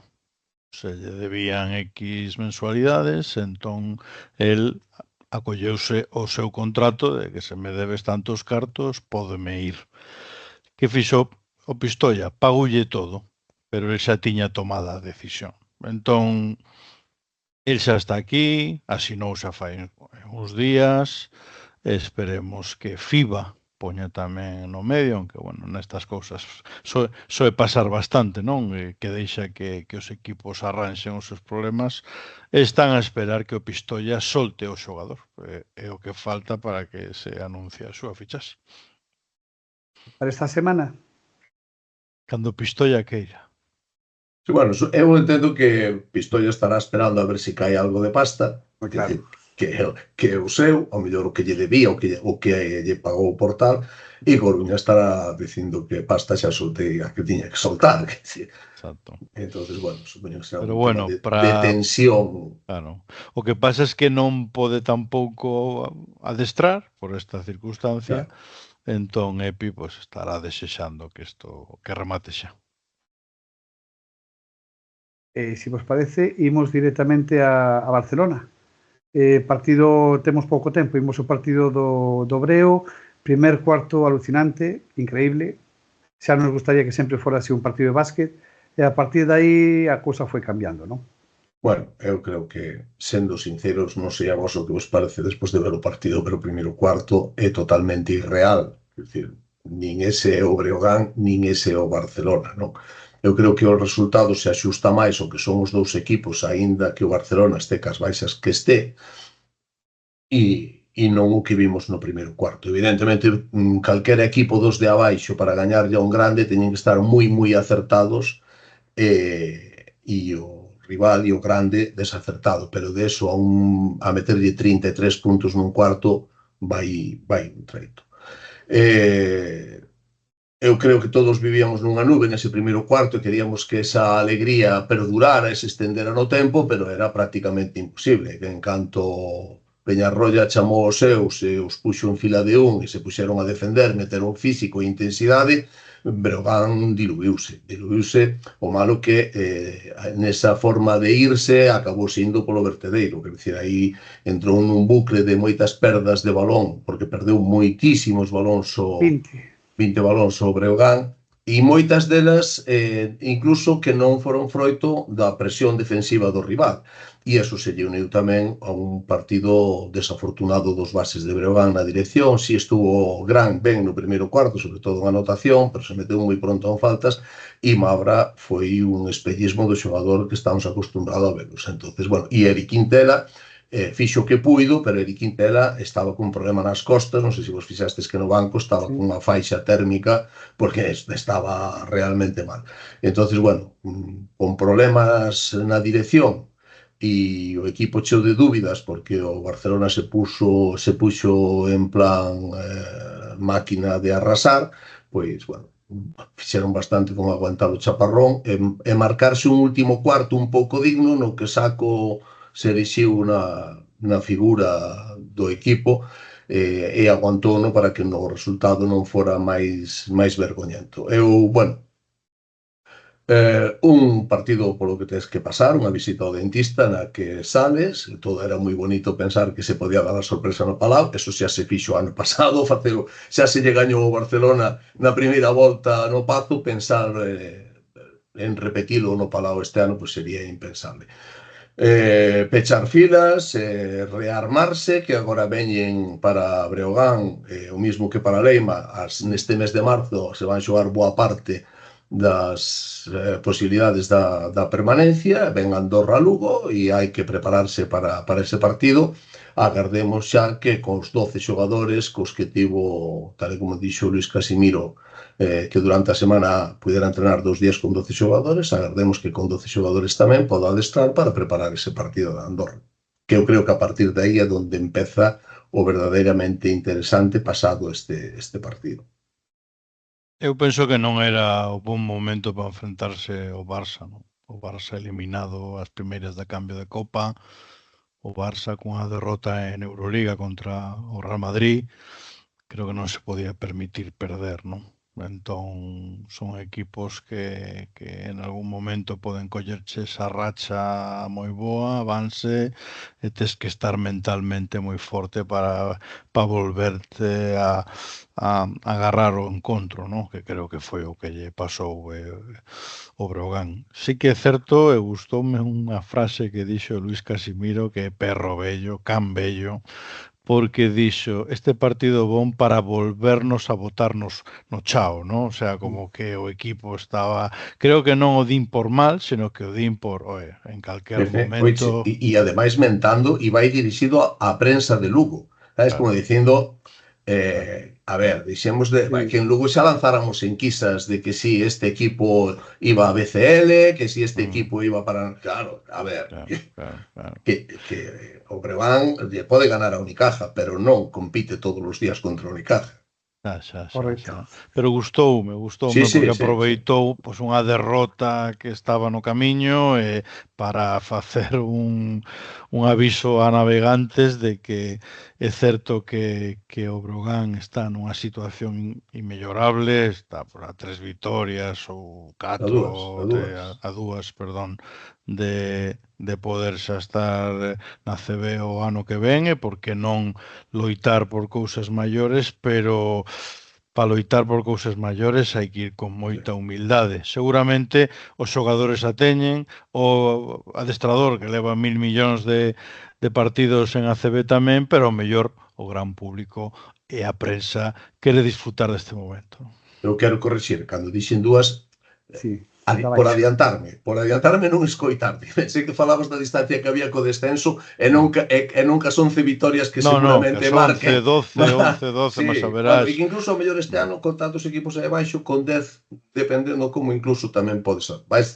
Pero 11 é o corte. Eu, xa que estamos a falar disto, eu creo que a victoria do Leima foi algo fundamental, non? Porque eu creo que gañar a Lleida, xa tes a verás con eles. Agora temos a un partido a Granada, Girona, o propio Lleida. Creo que o Leima, claro, este mes é vital, hai que gañar 3 partidos mínimo para intentar apretar e para intentar que os equipos collan algo de medo, no? Digo os equipos que están nesa loita por non estar na zona vermella, pero por eso che digo que para nós, para Leima, foi esa victoria absolutamente vital para poñerse a un do resto, no? O Breogán, porque estamos falando deles, está noutro escalón xa. Bueno, véxate con escalóns que están a 2 vitorias e o mismo, quero tamén o que dicía antes, este mes é vital para Leima e para Breogán, porque Breogán igual ten 3 partidos neste mes na casa. E unha visita a Leima.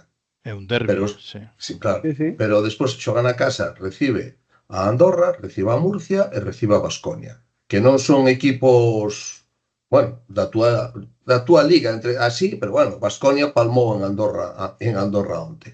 A Baskonia é un desastre, sí, verdad. Leva un ano moi mapo. Claro. Pero entonces Breogán pode pechar a permanencia neste mes de marzo. Sí, pode pechala, pero está claro que vai haber que sufrir moitísimo para facelo. E eso, esa mensaxe de Luís para mí me parece perfecta. É dicir, necesitamos a afección no Pazo e empurrando no Pazo, eses 3 partidos van a ser chaves para poder pechar a permanencia. A min encantoume, porque non dan puntada sin fío. Home. Todo inventado. Luís, vamos, quero dicir, cando os que lle están facendo as preguntas señan os que estaban na sala de prensa como eu ou como calquera de nós, lle vamos a plantear a pregunta e xa está na seguinte pantalla, xa directamente. Eu, por rematar, tampouco ten moito máis que decir o partido de onte, senón que do falado, eu me quedaría ca eclosión de Sar, que do xogador do Barcelona, que fixo un auténtico partidazo. Eu tiña ganas de velo, porque o xogador que legas vendo a Pingueiras, é verdade que non lle vexo partidos, solamente as escasas aparicións que ten co primeiro equipo, e a verdade é que me deixou realmente sorprendido. Probablemente seña un punto alto e que ahora virá un Valle que nin xogará moitos partidos ou non o fará tamén, pero a súa carta de presentación na Liga foi espectacular. O Barça é o que ten. Estou aquí a mirar estadísticas. Metu sería unha estrela en calquer equipo. Sí. O sea, Satoransky, que che vou dicir? Sí. Abrines mete un partido con 10 puntos, Antón te acabou con 11, en calquer outro equipo metería de media 15. Sí, sí. O Barça... E Parra, que está ahora, leva varias xornadas. Pero Parra está ben, Parra collido bon físico, boa velocidade, creo que perdeu algo de peso. E un Barcelona que sí palmou co Madrid en Euroliga, pero que con todas as baixas que tiña en Madrid, plantou cara, estuvo no partido ata o final, pelexando por esa victoria contra un Madrid que, bueno, faltaba Dec nada máis, pero que estaba ao completo, e aí estivo competindo. O Barcelona ahora mismo non está mal, saliu da Copa mellor do que eu pensaba, porque eu vino vendo o partido de Euroliga, dices, pois a mellor encontras un Barcelona destrozado e tal e cual, e además nunha rotación xa moi clara, Billy casi totalmente apartado, xa os roles moito máis asumidos, pero compite os partidos, e claro, ese competir non lle dá para gañar o Madrid en Madrid, pero si lle dá para gañar de 20 o Breogán e a equipos da Liga do Breogán na súa cancha, claro, porque non hai máis, quer dizer, porque tú podes facelo, tratar de facelo mellor, pero estás competindo contra xogadores que son moito mellores que a ti e un equipo que vai a outra velocidade de cruceiro totalmente distinta da que vas tú. Robert, Ovidio, eu quería, sabedes que fixemos menos tempo de Leima, menos tempo de Breogán por un tema, non? Eu quería rematar, despois de tanto tempo sin estar, as ventanas por medio, o mercado, falando xustamente deso, de como están os equipos a día de hoxe, que vos parece, que análisis facedes de como está este final de tempada, os reforzos dos equipos. Bueno, levamos falando toda a temporada e se fala sempre de que este mercado, ao final, é o que Pero todo Dios fala moito, sobre todo os E as aficionados. baixas en Granada tamén. Ruxe moito sobre o que hai que tal. E cando falas cos directores deportivos dos equipos, o que che dicen é que desde o parón de febreiro quedan 14 xornadas. E 14 xornadas son moitas xornadas. Houve moitísimos movimentos no mercado, como era de prever neste parón. Hubo moitísimos, houve reforzos realmente interesantes, pero como apuntas ahora mismo, a chave pode estar en Granada, que está pasando por unha situación económica complicada. Creo que Pin fixo un alegato na roda de prensa posterior ao partido de que non lle daba para competir como está, e malia que co equipo que tiña competiu o partido a Murcia, coas baixas que tiña importantes, pero ao final non che dá. É dicir, ao final non che dá. E bueno, eu creo que Leima, hai que ver ese 5 como encaixa no rol do equipo. Eu creo que si Ertel acaba a temporada e con este 5 Leima dá un salto de calidade importante. Hai que ver Manresa tamén coas incorporacións que fixo. Murcia tamén Anteto, pero eu vino bastante floxo outro día, pero bueno, hai que velos aínda porque primeiro partido e falta moito por ver, igual que o americano que fichou o Breogán. Hai que ver un par de xornadas máis para diante. Eu creo que se reforzaron moito e ben os equipos, como era de prever, e algún máis acabará indo ao mercado aínda nos vindeiros días. O resumo é que Murcia fichou a Costas Antetokounmpo, un pívot con moita pedigrí, pero que logo na pista ten que demostrar moitas cousas. O Bilbao fichou o francés Cazalón, xogador con moitos puntos, con moito triple. O Leima, pues, Ángel Núñez e Singvilis, se lle dan o transfer FIBA, un pivote, un 3 que pode xogar de 4 que pode xogar de 3. Andorra moveuse por as lesións, fichou pues, un base, bueno, que en Francia ven, o San Quintín, Enzo Gudú Sinha.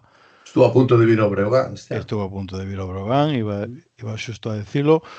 O Lleida fichou a este rapaz anotador, Waitedon, que a verdade chegou, adestrou 2 veces e o Leima meteulle 20 ou 21 puntos, non recordo, o sea, puntos ten moitos. El Covirán, es que non ten cartos. O rapaz que conseguiu é por unha cesión. É un problema. O Granada, se lle pon os resultados en contra, eso vai ser un auténtico inferno ali, no? Porque os cartos marcanlo todo. Se os xogadores non cobran, se non sei que, se non sei canto, eso vai ser un dato a ter en conta. O Zaragoza moveuse moi ben, con Watson e con Dinsa, o lituano. E o Manresa, Armel Traoré, moi bon pivot. E nada máis. O sea que esos foron os digo por facer unha lista así rápida. Información de Piratas del Base. Bueno, carai. Bueno, pero xa che digo, isto vai ser un inferno. E se o Leima é capaz, porque claro, aquí cando sempre hai un xa fundido, como lle pasou o ano pasado a Thunder, pois xa di, hai unha praza, ya, tal cual. Como Leima enganche, eu creo que vai ser cosa de 4. Vai ser cosa de... O da plaza, non, o da plaza esa que estaba asignada, aquí este ano xa houve 2 asignacións, porque se lle asignou a Girona e se lle asignou a Leima. E eu a Leima hoxe o vexo máis en disposición de salir de aí co equipo que ten, si se dan esas 2 condicionantes, si Ertel sigue e si o 5 dá o resultado que todos agardamos que dá. Sabes? Que calquera dos 3 que lle preceden. O sea, que as asignacións este ano... Eu creo que vai ser cosa de 4.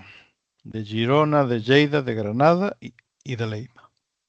Agora mesmo, eu creo que Bilbao... Eu desde Lugo firmo, pero creo que Breogán... Pero eu digo que Breogán está fora disto polo que me ha demostrado como ha xogado. O sea, non, es que xa está. O sea, colles as jornadas todas e dis. Non é porque teñades máis vitorias, sino por como a veces xogado. Ten bon equipo, que a mí Breogán ten un equipo que a mí me gusta como xoga o texto, por lo que dices, e hai. E hai Cando me 12 preguntan, por exemplo, que había moito medo na previa co Lleida, entón a mí tal preguntábanme, eu dicía, eu creo que estamos acolloados, non sei se se pode decir isto na antena, xogadores. porque, claro, perdimos 9 encontros. Pero a min, si me preguntas, sin saber nada, o Lleida, e tes un Leima con Heurtel, con Trip Tompkins, con la moto, con el Maroto, e dices, es que non podemos ir aos partidos, me explico? O que pasa es que estas 9 derrotas pesaban moitísimo. O Gallá collamos unha rachiña, ¿no? Sempre dicimos que os equipos teñen esa rachiña, ¿no? Pois a ver se en algún momento o Leima é capaz de encadear 2 vitorias de 3 encontros ou 3 de 5, bueno, mover un pouco. Pillar a onda, que dicen os surfeiros, pillar esa onda boa. Pois o Gallá que sexa neste mes, sería algo moi moi positivo para o baloncesto galego, porque eu insisto que o Brogan ten xa 85% dos deberes feitos e agora falta que o Leima métase. E a porcentaxe de Leima, cal dis que é, entón? A min? Sí. Eu sempre apostei, o que pasa é que a min, cando falo con eles, e cando falo con Charlie, cando falo ca xente do clube, eu lles pregunto por como están. Pero que pasa? Estades cagaos, tedes forza, tedes mentalidade, claro, porque eles son os que xogan. Entón, as cabezas, o baloncesto é isto, é cabezas, non? E os vexo ben. Adestran con forza. Thomas Heurtel está facendo, aparte de adestrar, está facendo xa como de líder, el chico que ven de grandes ligas, manda e lle riñe, a ver, espabila, pupa, pupa. Bueno, líder, ¿no? Perro ladrador, ¿no? E a min gústame que a xente, que alguén colla o liderazgo e que teña que botar un berro, e parece ser que Thomas está nese rol, ¿no? Aparte de dar os 10 puntos e as 8 asistencias, está nese rol. Entón, eso, e logo Trey, tamén ele, digamos, consciente de que el viu aquí para gañar 3, 4 ou 5 partidos e aínda non o fixo. Entón, o mellor agora descansou, adestrou e dirá, coño, ahora si xogo ben este mes e medio, capitán xeral. O sea, me explico o que me refiro. Es que, claro, son as cabezas. Contrato xustificado. Contrato xustificado. Entón, estamos no momento, pero non podemos xogar atenazados. Quen é o Girona? Os Golden State Warriors? Quen é o Granada? Eu neso estou. Para mí, os máximos candidatos a descenso, si os equipos se quedan como están, para mí son Granada e Girona. O sea, a mí Girona, eu vexo o equipo e non me dice cousas. Lleida me dice máis cousas que Girona. Girona, sinceramente, non vexo ningún elemento diferenciador nese equipo polo que tú podes decir che poden romper un partido. E mira tú que Breogán o mellor vai agora a Girona e palma de 30, que non digo que non vaya a pasar. Pero non lle vexo así. Eu miro Coruña e vexo que ten xogadores diferenciais. Sabes? Que quer decir que se van xogar ao partido e que poden dar de alta. E Girona non acaba. E Granada, bueno, Granada todas as temporadas, estas últimas temporadas se reforzou a final de temporada e aí era onde daba. E este ano, pois non están chegando os reforzos que necesita, porque necesita. Eu creo que a aposta que fixeron na posición de base a min non me gusta. O sea, os dous son bons segundos bases, pero non hai un primer base aí. Entonces eso é un problema. A carga de minutos o vídeo é tremenda, a que están tendo os xogadores diferenciados de Granada. E despois que no exterior, os exteriores tampouco é que señan nada de outro mundo. Bueno, non sei, a Granada a min faltame as fichaxes de final de temporada e non as fai. Por todos os equipos, pois estamos vendo. Leima, fichaxes de... Chegaron os fichaxes de febreiro, todos os equipos chegan as fichaxes de febreiro, que é o que esperan todos no mercado. Pero a Granada non lle chegan. E ten toda a razón Pin. Se non lle chegan esas fichaxes, a Granada non lle dá. Claro.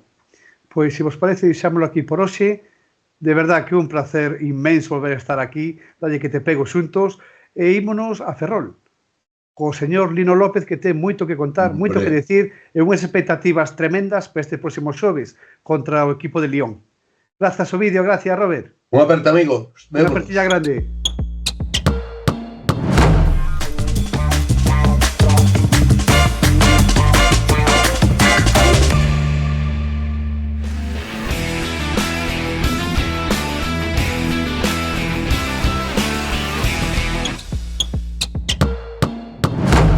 Pois volvemos neste bloque tamén, faltaría máis, como baloncesto feminino, ca nosa madriña especialista, Susana García. Moi boa, Susana.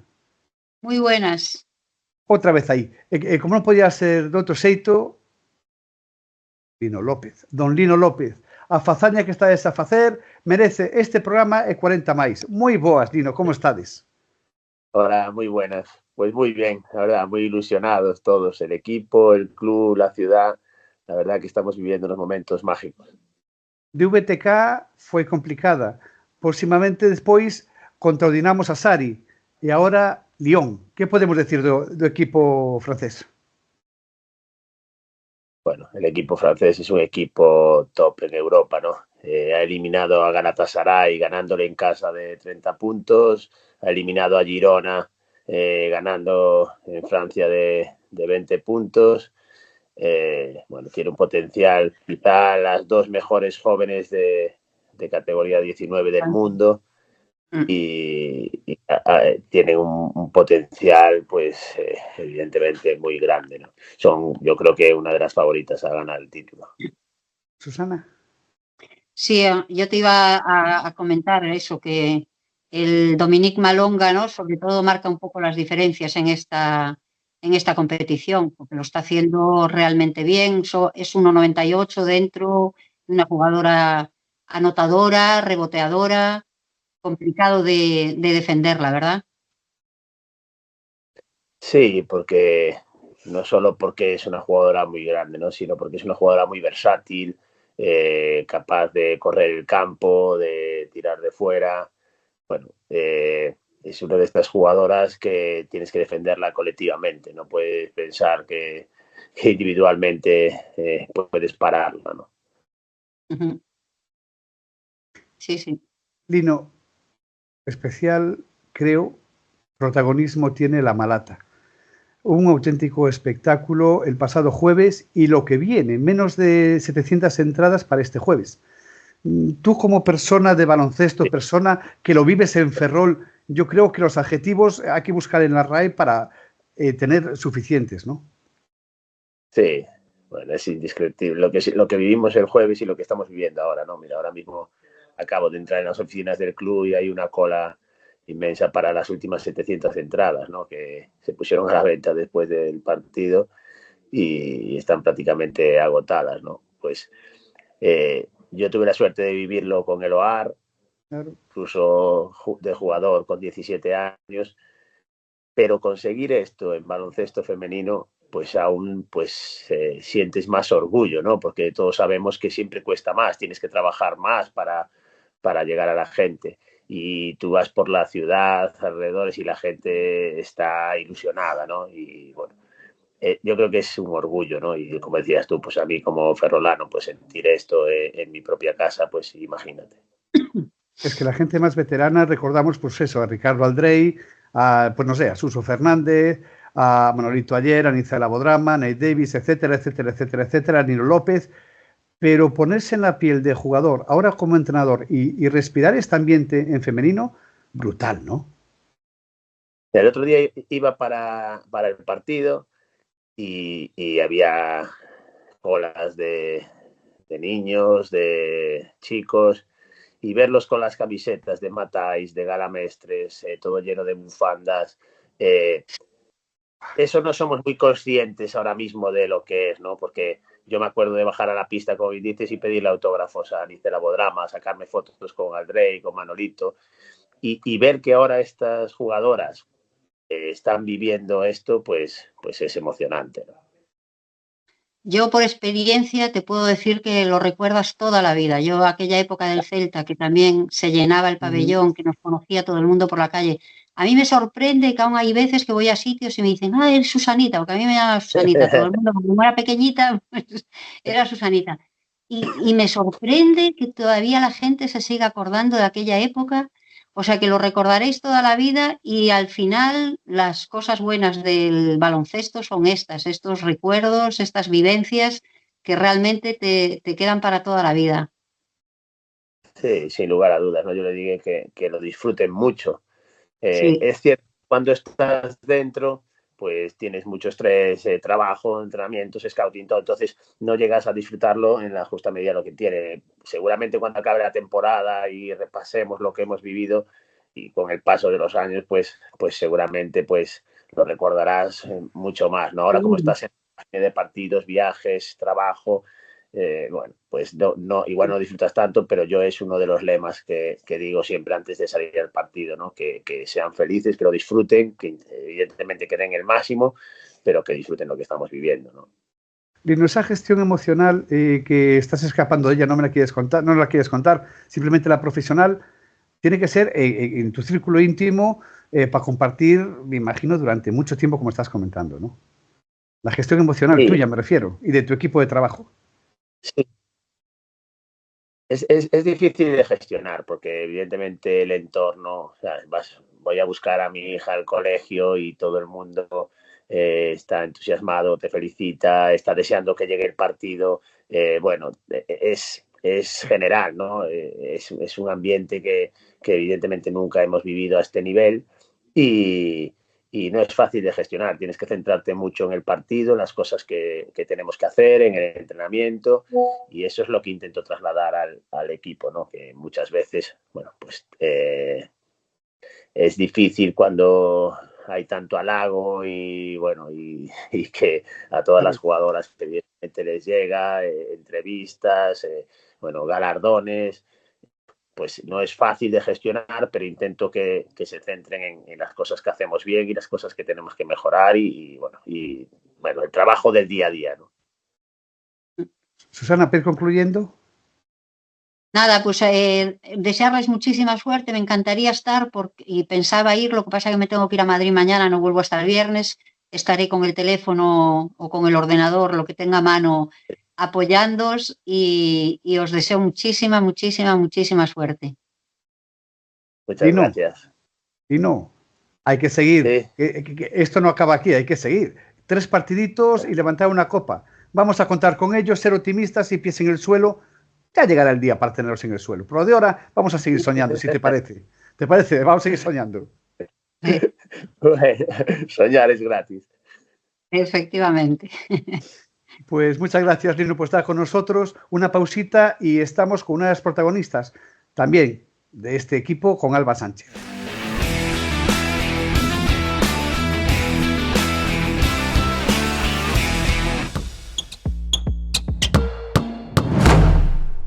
Pues después de estar con Lino López, una vez más, Alba Sánchez Ramos. La tercera vez que tenemos en el programa y las 3, gracias a Dios, por el mismo motivo. Después de las 3 victorias, primero a Galatasaray, posteriormente con DVTK y esta vez con el Dinamo Sassari. Significa, vamos pasando fases. Hola Alba, ¿qué tal? Muy buenas. Hola, muy buenas. Magnífico, magnífico, magnífico el ambiente que había en la Malata. ¿Cómo estáis? Pues yo creo que estamos todas pletóricas. El ambiente de la Malata fue... Estamos todas sin palabras. Nunca había visto la Malata tan llena. Todo el mundo haciendo ruido, todo el mundo súper volcado en el partido. La verdad que fue una experiencia muy bonita. Y una cosa que me gustaría saber, y seguro que muchas de las personas que nos ven, la gestión emocional, ¿cómo la lleváis? Tiene que ser muy complejo, ¿no?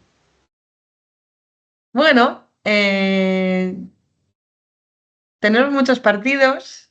Al final jugar 2 veces a la semana no, bueno, pues no te permite estar dándole vueltas a las cosas mucho tiempo porque acabas uno y enseguida tienes otro, para lo bueno y para lo malo. Tienes tiempo enseguida para resarcirte, ¿no? Por decirlo así, si no ha ido bien y se ha ido bien, pues para disfrutarlo y ya es que enseguida estás en el siguiente. Un pabellón lleno, totalmente lleno. Y esta semana, bueno, quedaban 700 entradas la mañana del día de hoy. Partido jueves, recordemos, a las 8 de la tarde contra Lyon. Partido de ida y el de vuelta el próximo jueves, a la misma hora también, pues en la pista francesa, ¿no? Un poco nos contó digamos, lo que era el equipo francés, Lino, hace un momentito. Pero desde el prisma de una jugadora es muy interesante escuchar siempre estas apreciaciones. Bueno, pues son un equipo muy físico. Es verdad que por lo que sabemos, ¿no? Que acabamos de empezar con ellas esta semana, no son una rotación muy larga, pero bueno, son un equipo que viene de ganarle a todo el mundo en Eurocup, viene de ganar a un Girona que aunque nosotros hemos ganado en casa, sabemos que es un equipo top de nuestra liga y es un equipo muy fuerte. Y bueno, pues con muchas ganas del partido. Ya en este punto en el que estamos, nosotras creemos hasta el final. Exactamente. ¿Las claves cuáles crees que pueden ser para este primer encuentro? Yo creo que atacar mucho el rebote ofensivo porque es un equipo que corre muy bien y si podemos limitar sus puntos rápidos, pues es un punto a favor nuestro. Y bueno, yo creo que igualar su fisicalidad. Al final, el equipo francés equivale a equipo durísimo y, y bueno, hay que estar a la altura, que va a ser muy exigente. Ojito a lo que está diciendo Alba, la gestión de los primeros 2 cuartos en el último partido contra el equipo italiano, acertaste de pleno en tu análisis, con lo cual, ojito con lo que acabas de decir también, tomaremos nota de ello a ver si se cumple, está claro, ¿no? Y la 1 vuelve a ser una de las jugadoras top en el equipo, como está siendo en la actualidad, un referente como casi todo el equipo, ¿no? Soy realmente una rotación no muy larga, pero muy positiva para el equipo. Sí, bueno, creo que al final en este equipo cualquiera que salga de titular, cualquiera que salga del banquillo va a aportar positivamente. Creo que al final nuestro juego colectivo permite que todo el mundo sea continuamente una amenaza y al final eso es muy complicado de defender. Al final no sabes quién va a salir hoy, quién va a salir mañana y si no sale una, sale otra. Entonces creo que es un punto a favor nuestro y es complicado de cara a hacernos el scouting, ¿no? Sin duda, las últimas, pues Morro en el partido de ida, Alba Sánchez jugando en el Pazo Universitario en Lugo y Ángela Matáis. Seguir más lejos, en cada partido una distinta. Sí. Y una regularidad, sobre todo en defensa, que a mí me llama mucho la atención, esos 40 minutos que aguantáis después de tanta sobrecarga que tenéis de encuentros, ¿no? Sí, bueno, al final es un punto innegociable en este equipo, la defensa, el esfuerzo, la actitud y bueno, pues lo que dices todo va enfocado a la defensa y nosotras muchas veces hemos sacado partidos, yo creo, desde la defensa más que por nuestro talento individual. Y la afición que va a la Malata volverá a esperar un equipo totalmente entregado y con ilusión máxima por llegar al partido de vuelta abierto y la final, ¿no? Bueno, sí, claro, pues como siempre, sí. Digo yo, un pabellón totalmente, bueno, estará lleno. Y lo que hablaba antes con Lino, pues un pabellón que tiene una historia que me imagino que te lo habrán explicado, de la época de Loar Ferrol, con jugadores top, Nate Davis, Anicela Bodrama, etcétera, etcétera, y que vosotros, después de un pabellón que estaba, pues digamos, a medio gas ya siendo generoso, habéis vuelto a conseguir que haya resurgido la afición en Ferrol al baloncesto, y en este caso femenino. Bueno, yo creo que encima de que sea femenino es un punto extra, ¿no? Que al final, pues bueno, hoy en día cada vez se están atrayendo más a las masas y la gente le interesa más y lo sigue más, pero bueno, aún queda mucho margen de mejora. Y bueno, yo creo que para la historia de Ferrol, pues todos los ferrolanos saben lo que es haber tenido un equipo top en la ciudad, que haya desaparecido, al final eso pues, no pues te deja ahí un vacío en el entorno deportivo grande. Y bueno, yo creo que para la gente de aquí, que tener un equipo arriba jugando en Europa y bueno, pues llegando a lo que hemos llegado, pues es una maravilla. Alba, no me gustaría acabar esta pequeña entrevista, que sé que tienes muchas ocupaciones en estos días, sin que des tus últimas palabras a esa afición que la he visto desplazándose al Pazo Universitario de Lugo, varios autocares, coches particulares, gente que se ha desplazado a Italia, que ha llenado la Malata. Tus últimas palabras para ellos, por favor. Pues es que no sé qué más decirles que agradecerles el apoyo constante, que vengan a vernos, que se desplacen ya es Es espectacular, nunca había visto, estábamos en las Azores hace unos meses y nos encontramos por la calle a gente de Ferrol, hemos venido a veros, tal. Digo, madre mía, esto a mí me parece pues de otro mundo. No lo había vivido antes y pues agradecerles eternamente todo este apoyo. Una realidad que con el tiempo será historia y que recordarás seguro, convencidísimo.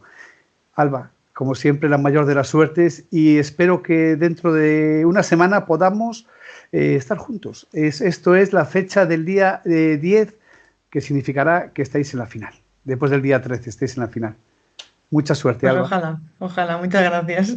La número 1 del Alba.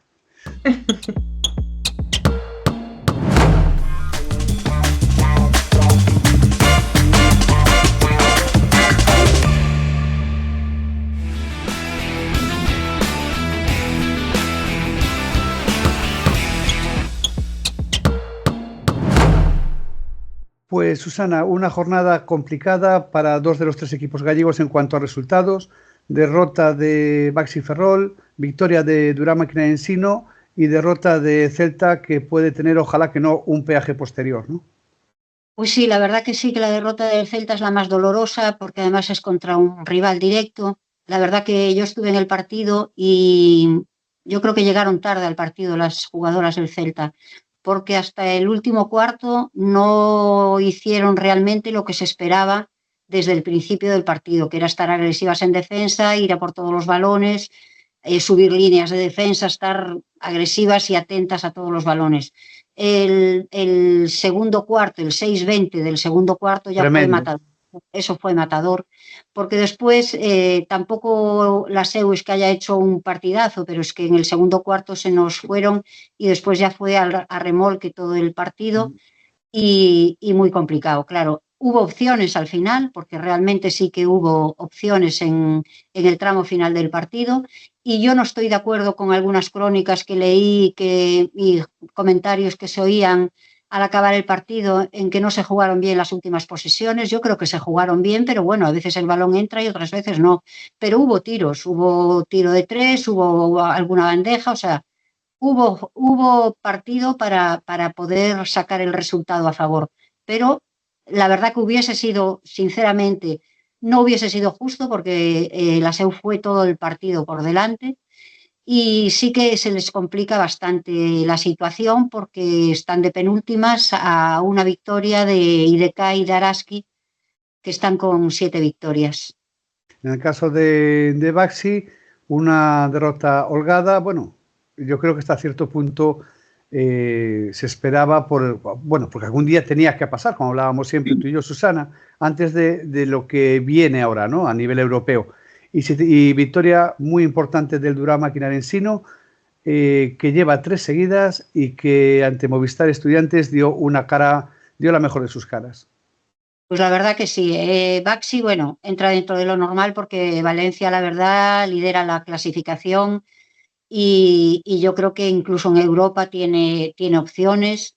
O sea que yo creo que Valencia es un equipo hecho para ganar todo. Con la llegada de Fievich después de Navidades, el equipo dio un paso más y era una derrota que la verdad que no sorprendió y nada que decir al Baxi, que está también jugándose lo que se está jugando y yo no le doy más importancia que eso. Y en cuanto a Durán a Ensino, importantísima victoria y como tú dices, 3 victorias seguidas, están para arriba, están ya en una zona cómoda, yo creo que ya están prácticamente salvadas. O sea que a ver si el domingo que viene ahí el Celta puede dar el espaldarazo y conseguir la victoria y afianzar un poquito, ir poco a poco afianzando la permanencia. Vamos a hablar de lo que es la jornada de mañana miércoles, pero antes de eso, Susana, podemos ir adelantando que este próximo programa, la previa, va a ser un programa muy especial, se emitirá el próximo sábado y daremos total visualización al gran derbi que comentabas tú ahora entre el Celta Fensa y el Ensino. Tendremos con nosotros a entrenadores de los dos equipos, a Cristina y Antonio, a Cristina Cantero y a Antonio Pernas, y también a una jugadora de cada club, como se merece este partido. Creo Pues que va a estar sí, bastante interesante. es un partido que merece eso y mucho más. Primero porque es un derbi, después por la situación en la que se encuentra el Celta, que cada partido que le queda es una final. Y vamos entonces con lo que es la jornada de mañana. Voy por orden. Durán Maquinaria Ensino 20-15 contra Guernica. Bueno, partido totalmente asequible. El Guernica está, además, últimamente está un poco en horas bajas. Yo creo que Ensino, con la dinámica que lleva, puede perfectamente sacar este partido adelante. Aplazado queda, obviamente, el Araski Baxi Ferrol por la competición europea del equipo gallego. Y Jairis a las 20:30 horas contra el Celta. Muy complicado. Desplazamiento muy complicado. Es un desplazamiento largo.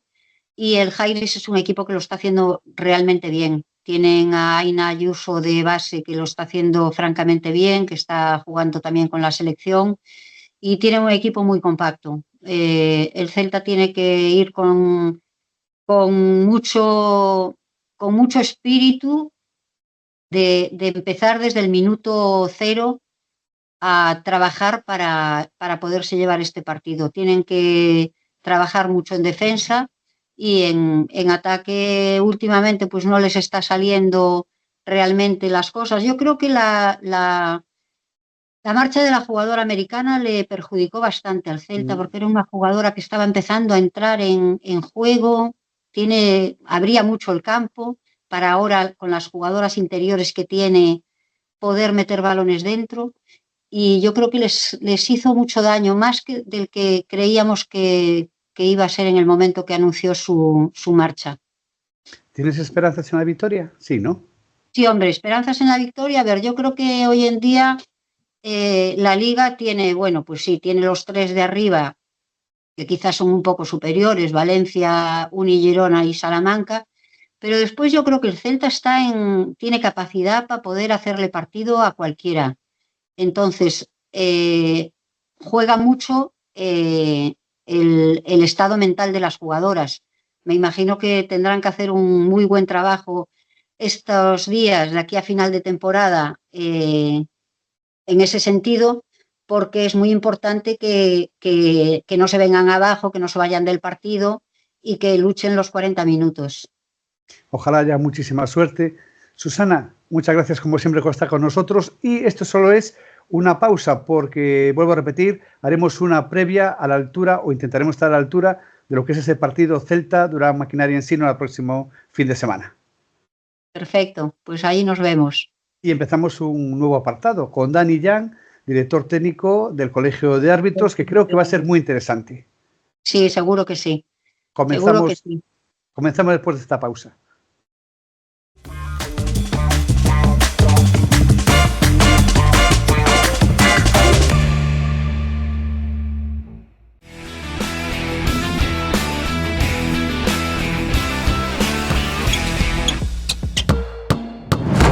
Rematamos co bloque de básquet femenino. Gracias, Lino, gracias, Alba, Susana, como sempre, a nosa maestra de ceremonias. Presentamos, e benvido, a nova das etapas dos bloques que imos ter no programa. A arbitraxe, sí, a arbitraxe. Eso tan denostado ás veces, outras veces tan aplaudido, que a veces é algo escondido, non? Queremos dar clarividencia a elo, queremos dar conceptos e queremos ter con nós todas as semanas a clarividencia, como decíamos, de Dani López Illán. Muy boas, Dani, ¿qué tal? ¿Cómo estás? Hola, ¿qué tal? ¿Qué tal, José Luis? Bueno, gracias por invitarme e ter en conta ao noso estamento para este bloque, para este programa e poder contar connosco.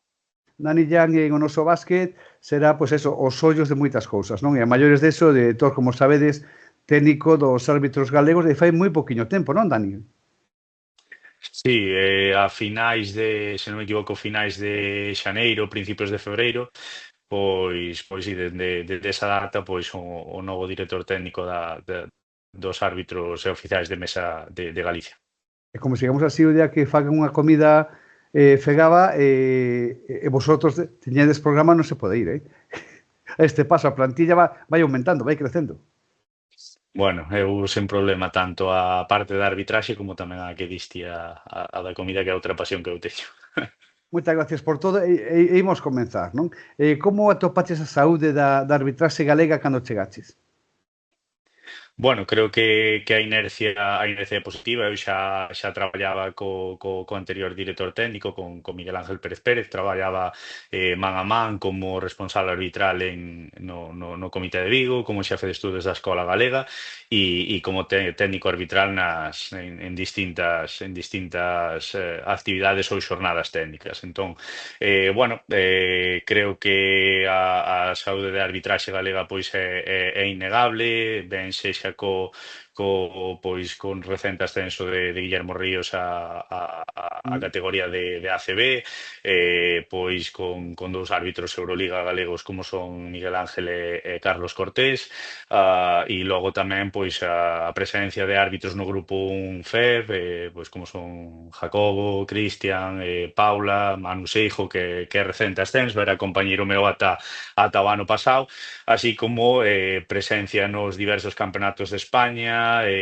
presencia nas finais, semifinais deses campeonatos de España, que son máis na parte das categorías de formación e bueno, nese sentido, pois creo que é un activo importante para o baloncesto galego tamén a parte arbitral, da que me sinto agora cabeza, pero antes pois traballador visible desa parte e parte fundamental e orgullosa dese proceso formativo.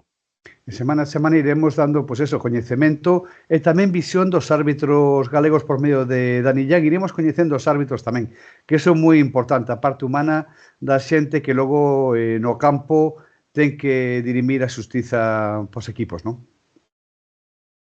Sí, bueno, ao final xa non só porque tendemos a, como pasa nos equipos e tamén pois a nivel competitivo, cando a competición máis arriba, fixados que ao final nombro aos árbitros de máis categoría e das ligas máis, digamos, máis potenciales tanto a nivel europeo como a Euroliga, como tamén a nivel estatal, pero bueno, non nos podemos olvidar de que na parte que nos abarca ou que a mí me abarca, pois eso, hai competicións de rango autonómico que son certamente importantes, que son vitais tamén para a formación, non só de xogadores, senón tamén a formación social ou persoal dos xogadores base, dos chavales que realizan ou que queren promocionar neste aspecto, ou formarse tamén, como dixen, non só no ámbito deportivo, sino tamén social. Nesa parte, pois creo que somos parte importante, a veces parte incomprendida, pois que, aínda que parezca que vai no soldo, pois bueno, somos persoas, como persoas, pois acertamos, equivocámonos, e a veces tampouco se comprende ou se, en ocasións, digamos, que se xulga o acerto desde o descoñecemento, que quizás é o cabalo, digamos, de batalla máis importante que temos na arbitraxe, vale? Por tema de descoñecemento, a apreciación que chega a diversos puntos de vista, pois é totalmente sesgada ou alexada totalmente da realidade. E non falemos xa do ámbito formativo, onde aquí, como sempre digo, ou sempre pido a clubes ou entrenadores que na maioría das situacións pois a disposición ou predisposición é xenial a poder colaborar na parte,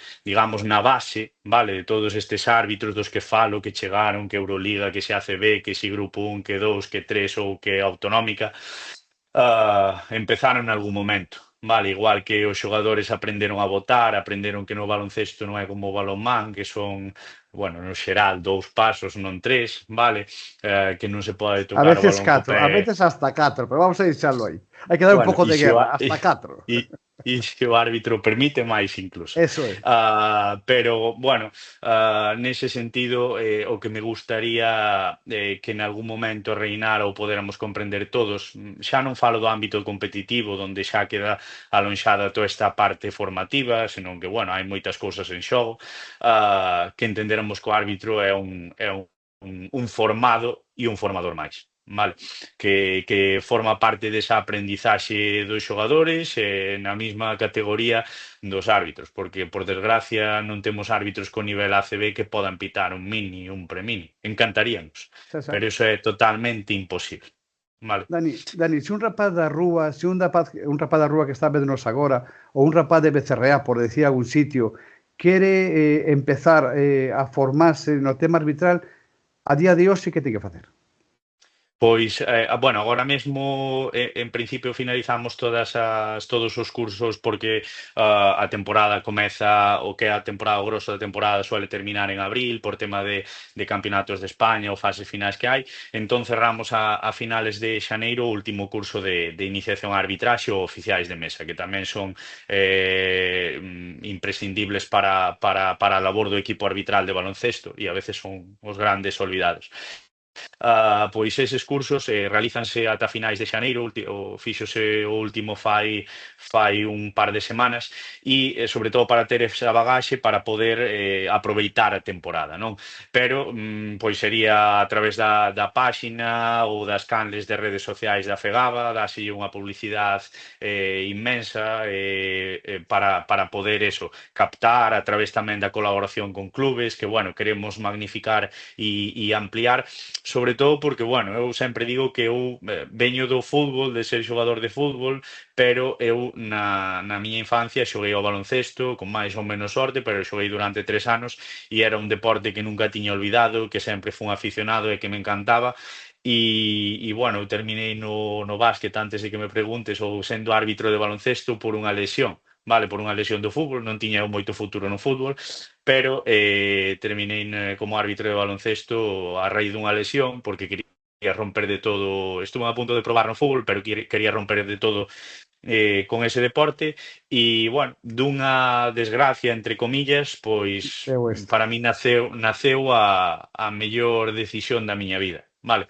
Porque xa non é só que o leve ou que sea a miña labor ou a miña forma de vivir, é que é o meu estilo de vida, vale? Creo que o árbitro, unha vez se fai árbitro, elevo non só a parte no noso caso do 28x15, eu coñezo árbitros de fútbol, bueno, Jesús, que é árbitro de fútbol sarriano, tamén de categorías nacionais.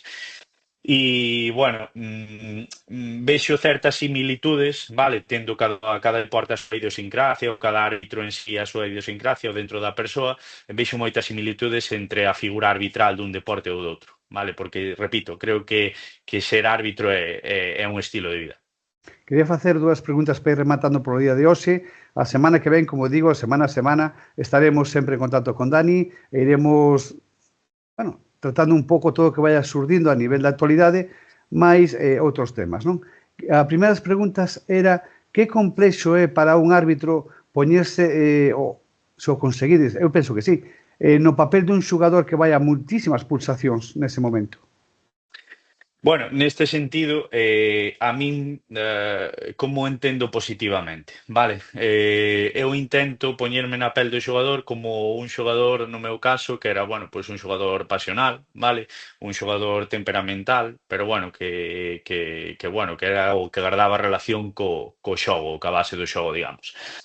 Intento pensar en como me gustaría que me trataran a min ou como me gustaría que me xestionasen a min, sobre todo, pois en decisións ou momentos que chamamos na arbitraxe quentes do partido.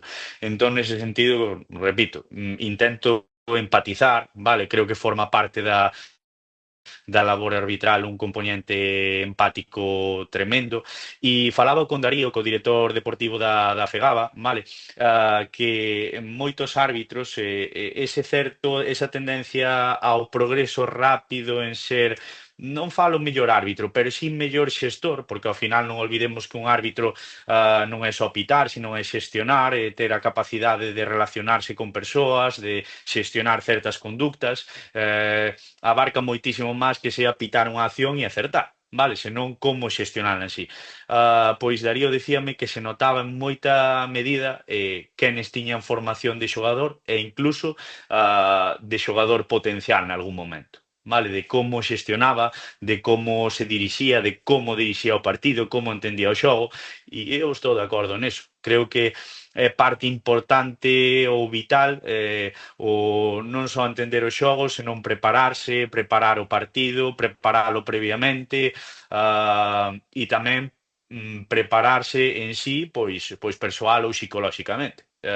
Porque, bueno, cada partido é un mundo e moitas veces hai certas situacións, pois sea clasificación, sea partidos previos, encontros previos ou, digamos, a relación dos últimos partidos dos equipos en xogo, danos moitísimas pistas de como se pode desenrolar ou como podemos desenrolar o partido, e para elo estar preparado non é o mismo un partido pois que se presenta ao mellor intenso pois que un partido. Logo o partido pon a cada un no seu sitio, pero bueno, nós temos que ver e solemos traballar nese sentido, preparación previa ao partido en base a iso.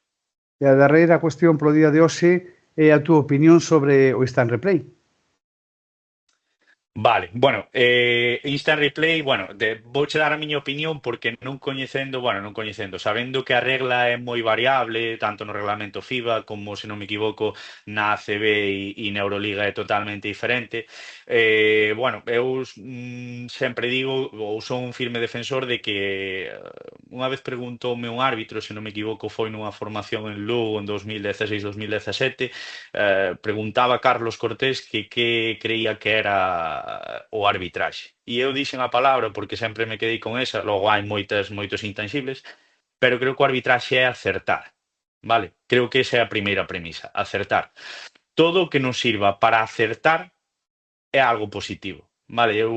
Habrá mellor compañeiros que o entendan de outra forma, pero eu creo que sea de forma pois cas novas tecnoloxías ou como sexa, calquer axuda a poder acertar, a minimizar ese marxe de erro, vale? Porque recordemos que somos persoas e que en un segundo poden suceder moitas cousas nun campo, pois todo o que sea magnificar ou minimizar, digamos, ese marxe de erro, xa non magnificar o acerto, senón minimizar ese marxe de erro, creo que é positivo para a nosa labor e para o arbitraxe. Ojalá eu pudera dispoñer nas miñas competicións de IRS e todos pudéramos dispoñer de IRS nas nosas competicións. Pois, Dani, deixámoslo aí por hoxe. Moitas grazas. Imos para Marín, que a lista facía antes referencia a él, Darío Méndez, co campeonato de seleccións de mini. Dani, moi boa tarde, moitas grazas.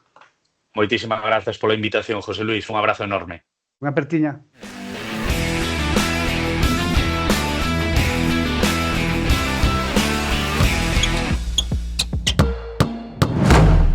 Pois vamos poñer un broche de ouro a este programa. Ímonos, como decía antes, a Tamarín. A lista Darío Méndez, noso director técnico, de novo con nós.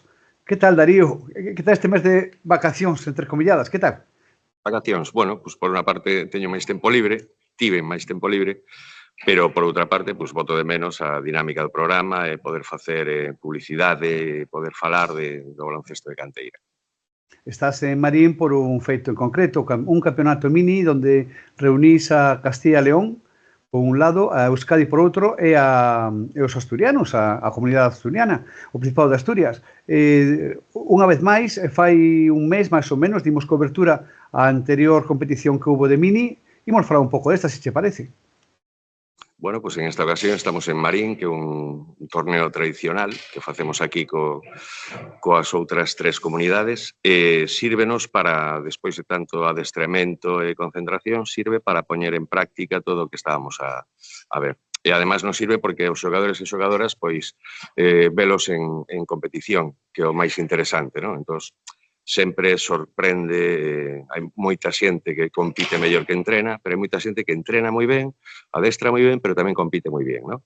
Entón, temos que ver as posibilidades, as combinacións entre xogadores e xogadoras. É un torneo que sirve de preparación e, bueno, por outra parte, sirve para ver o nivel do resto das comunidades que encontraremos no Campeonato de España. Tes un fondo de pantalla magnífico, a verdad? O pabillón mesmamente onde estás xogando, magnífico. San Narciso espectacular. Imos falar, se te parece, comenzamos pola selección masculina. Vamos lembrando, como non, cada un dos protagonistas que temos nela, comenzando polo corpo técnico. Iago Mariñas, coñecido xa estivo neste programa, Rubén Vega, axudante de delegado Hugo Pérez Baltatierra. E logo imos, se che parece, a falar un pouco desto antes de chegar ao que aos xogadores, non? Un grupazo cada un o seu, pero todos xuntos fan un grupazo humano. Repiten os tres porque a verdade é que foi espectacular o traballo do ano pasado. Moi complicado xogar con certo orden en mini. Como decía un amigo mío, a minibásquet non se xoga con joystick, entón, por moito que digas, hábitos, a forma de xogar e tal, eles conseguen que o 5x5 deles en mini sea espectacular, non? Entón, non temos unha selección tan física como o ano pasado. O ano pasado na roda de entradas de en quecemento 7 xogadores a metían para baixo, afunden a bola. Este ano temos un que toca o aro. Entón, as diferencias son notables. Mais conseguen que o traballo sea o mesmo, a salida de presión, o xogo, é un espectáculo, Eu gosto moito deles. O traballo, como ti falabas, das delegacións, ves aquí, reflexado, porque temos xogadores de distintos clubes que vamos a nomeando. Dos salesianos de Vigo temos a Leo Lago Pajón e tamén a Beltrán Pérez Lago. Esos son de salesianos de Vigo. Tamén temos de 6 do Nadal a Martín Díaz Novoa. Logo, de Ourense, en concreto, do Club Deportivo Val Ourense, Xavier Pérez Mateos. De Xinzo, de noso Xinzo de Limia, Daniel Rodríguez da Cal. Do Bosco Salesianos, Anxo Vázquez Rodríguez. De Peixe Fresco, moi cerquiña onde estás, Luis Tiago Gavidia García. De Pontevedra, do CAP Pontevedra, Nicolás Porto Sánchez. Do Básquet Coruña, Pedro Vila Sánchez. Do Culleredo, Mario Martínez. De Costa Ártabra, Antón Fuentes Cubero. Do Club Deportivo Galogrín, Xoel García López e Mateo Pérez Noya. E para rematar, do Estudiantes de Lugo, Guillermo Carcedo López. Darío, estou contando aquí Salesianos, 6 Nadal, Ourense, Xinzo, Bosco, Peixe Fresco, Pontevedra, Bosco Coruña, Culleredo, Costa Ártabra, Galorín e Estudiantes. Estamos falando de 12, 13 clubes distintos. O traballo teu é duro, e tremendo os teus compañeros, claro. Non é para mí só, era tamén para os responsables zonais, para todos os adestradores que me chaman e coméntame, tento de ver todo o mini que podo, e a verdade é que estou contento con o grupo. Entón, hai xente de todo tipo, xogadores de todo tipo, e tentamos de facer algo que funcione como un equipo. E nada, moi contento do traballo hasta agora. Darío, unha cousa que en minibásquet creo que a xente xa o sabe é que é complexo porque, digamos que a primeira toma de contacto, non, con seleccións. Sí, bueno, hai xente que xa é veterana, digamos, desto, non? Que levan anos, outros levan 2 anos xogando. É complicado, non? Que todo o mundo parta dun mesmo punto. Entón, a verdade é que o traballo que fan aquí é moi bo, pero o traballo que nos estamos aproveitando tamén do traballo dos clubes. E penso tamén que temos que axudar o traballo dos clubes, es decir, cando a xente ven a unha selección non ven solo pensando na competición, como xogar o 5x5, o traballo táctico, tal. Eu creo que tamén temos que aportar, dende a federación, unha axuda para que os xogadores e xogadoras melloren técnicamente. Temos que tentar o meu objetivo. En feminino temos como adestrador a Roberto Rajó, axudante Andrea Pardo e de delegada a Paloma Iroa. Sí, Roberto es sobradamente conocido, Roberto Rajó, un entrenador del Celta que pues es un habitual de Astrada, los campeonatos gallegos, en Premini, en Mini. Siempre hay un número de jugadoras del Celta en selecciones galegas. Andrea leva xa anos con nos, coñece toda a dinámica, estaba en Orense, en Bosco, ahora está en Porriño. Y Paloma es otra ex selecciones del club, selecciones de FEGABA, ya sabe cómo funcionan concentraciones, la ayuda, lo que se necesita. De cabecita va muy bien, las ingenieras van muy bien y nos ayuda mucho en la ayuda, en los entrenamientos incluso, con jugadoras tan jóvenes. Imos, se te parece, a nomear os clubes e xogadoras que están competindo neste torneo. Do Bosco temos a Carmen Rodríguez Mosteiro, Rocío Gómez Amat e Sara Álvarez Preto, do Bosco. do Colexio Mariano Noa Vilar Pérez, Carla Vieites Rodríguez, Porriño, Matilda Fontán Rodríguez de Allariz, María Rodríguez San Pedro de Bosco, de Asociación Deportiva, distinto a Club Deportivo, a Olivia León Doval de Vedruna, Estela Pérez Carreiro, Santo Domingo, Betanzos, Alba Lodeiro Cancelo, do Clube Asociación Deportiva Valle Inclán, Andrea Matos Ares, do Ría de Ribadeo, Catalina Vázquez Prieto, estamos como no masculino, e do Club Deportivo Galogrín, Aroa Domínguez Aldrei, Isabela Salgueiro Rodríguez. Leva razón. Sí. O traballo, leva razón. No, aparte, é xente que ven de canteiras moi boas e adestradores e adestradoras moi boas. Entón, notas. En Mini, cando tes como digo, un adestrador con mili, ou unha adestradora con mili, a mellora técnica é moi grande. Por outra parte, pois, a máis condicionantes, ¿no? A actitude, a toma de decisións, etc. Este grupo é extraordinario. É extraordinario porque aínda hoxe temos dúbidas de... Estamos cun grupo de 14 que mañá a medio quedar claro que van a ser as 12 que conformen a selección. En este caso, no femenino, está sendo moi duro. Máis coa competición, con os dos partidos de hoxe. Logo, o tema de equipo femenino, pois que fan un grupo realmente. Son un equipo. Interactúan sin axuda dos adestradores, entre elas, cada día hai unha con outra, falando, hai grupos, é unha maravilla. Sempre facemos unha concentración previa aos torneos, porque vimos dormir fora. Entón, cando preguntas con quen queres dormir, pois todas dixeron con quen queiras, dame o mesmo. Entón, iso proba que non é as xogadoras dun equipo de sempre xuntas, outras van sempre xuntas, as de norte que se coñecen de PDCs e tal. Non, son todas con todas un grupo de amigas, moi boas rapazas, e gustamos moito deste grupo. E esta é a túa segunda tempada, levando a cabo este traballo, coa experiencia anterior, que valoras agora o comenzo desta? Bueno, comenzo non, pero vamos, nesta época xa. Moitísimo. Tiven unha idea clara do que quero facer. O ano pasado aprendín todo o ano, non é os 4 primeiros meses, porque os 4 primeiros meses traballas con canasta grande, despois con canasta pequena, despois co 3x3, entón eran constantes novidades, non? Entón, en este caso, esta tempada, xa teño claro que quero, non? O primeiro é tentar coñecer o máximo posible desde mini hasta cadetes, penso que o meu traballo, tento ver todo o básquet que podo os fines de semana, e non adestramentos e todo o que poda. Cando me falan de alguén, tento, procuro buscar información en moita xente que coñezo en Galicia para non perder absolutamente a nadie. É o que creo que teño que facer. Despois, sí, é un traballo en ocasións un pouco duro, tes outros días moito mellores, por exemplo, este fin de semana para mí son vacacións, literal, e estou a disfrutalas, e a competición, ver partidos, sacar conclusións, y nada, y mañana finalizaremos con lo de la selección definitiva de 12 xogadores e 12 xogadoras. Que daremos boa conta, se che parece, a semana próxima no programa. Perfecto, José. Onde voltaremos, Darío, de novo a dar visualización a esos clubes anónimos, algún deles, que merecen todo o noso respeto, toda a nosa paixón por este deporte. Por favor, demandas, A mí, fálame pola calle e pola rúa cando vou fora de Porriño, programa, temos a xuntanza, o programa moi ben, tal, un campeonato, o programa moi ben, tal. A xente ve. Pois imos a seguir dando esa visualización, faltaría máis.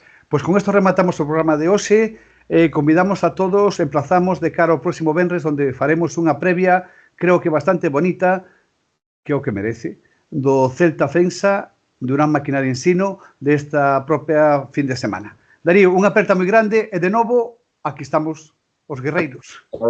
Aquí estamos outra vez. Gracias.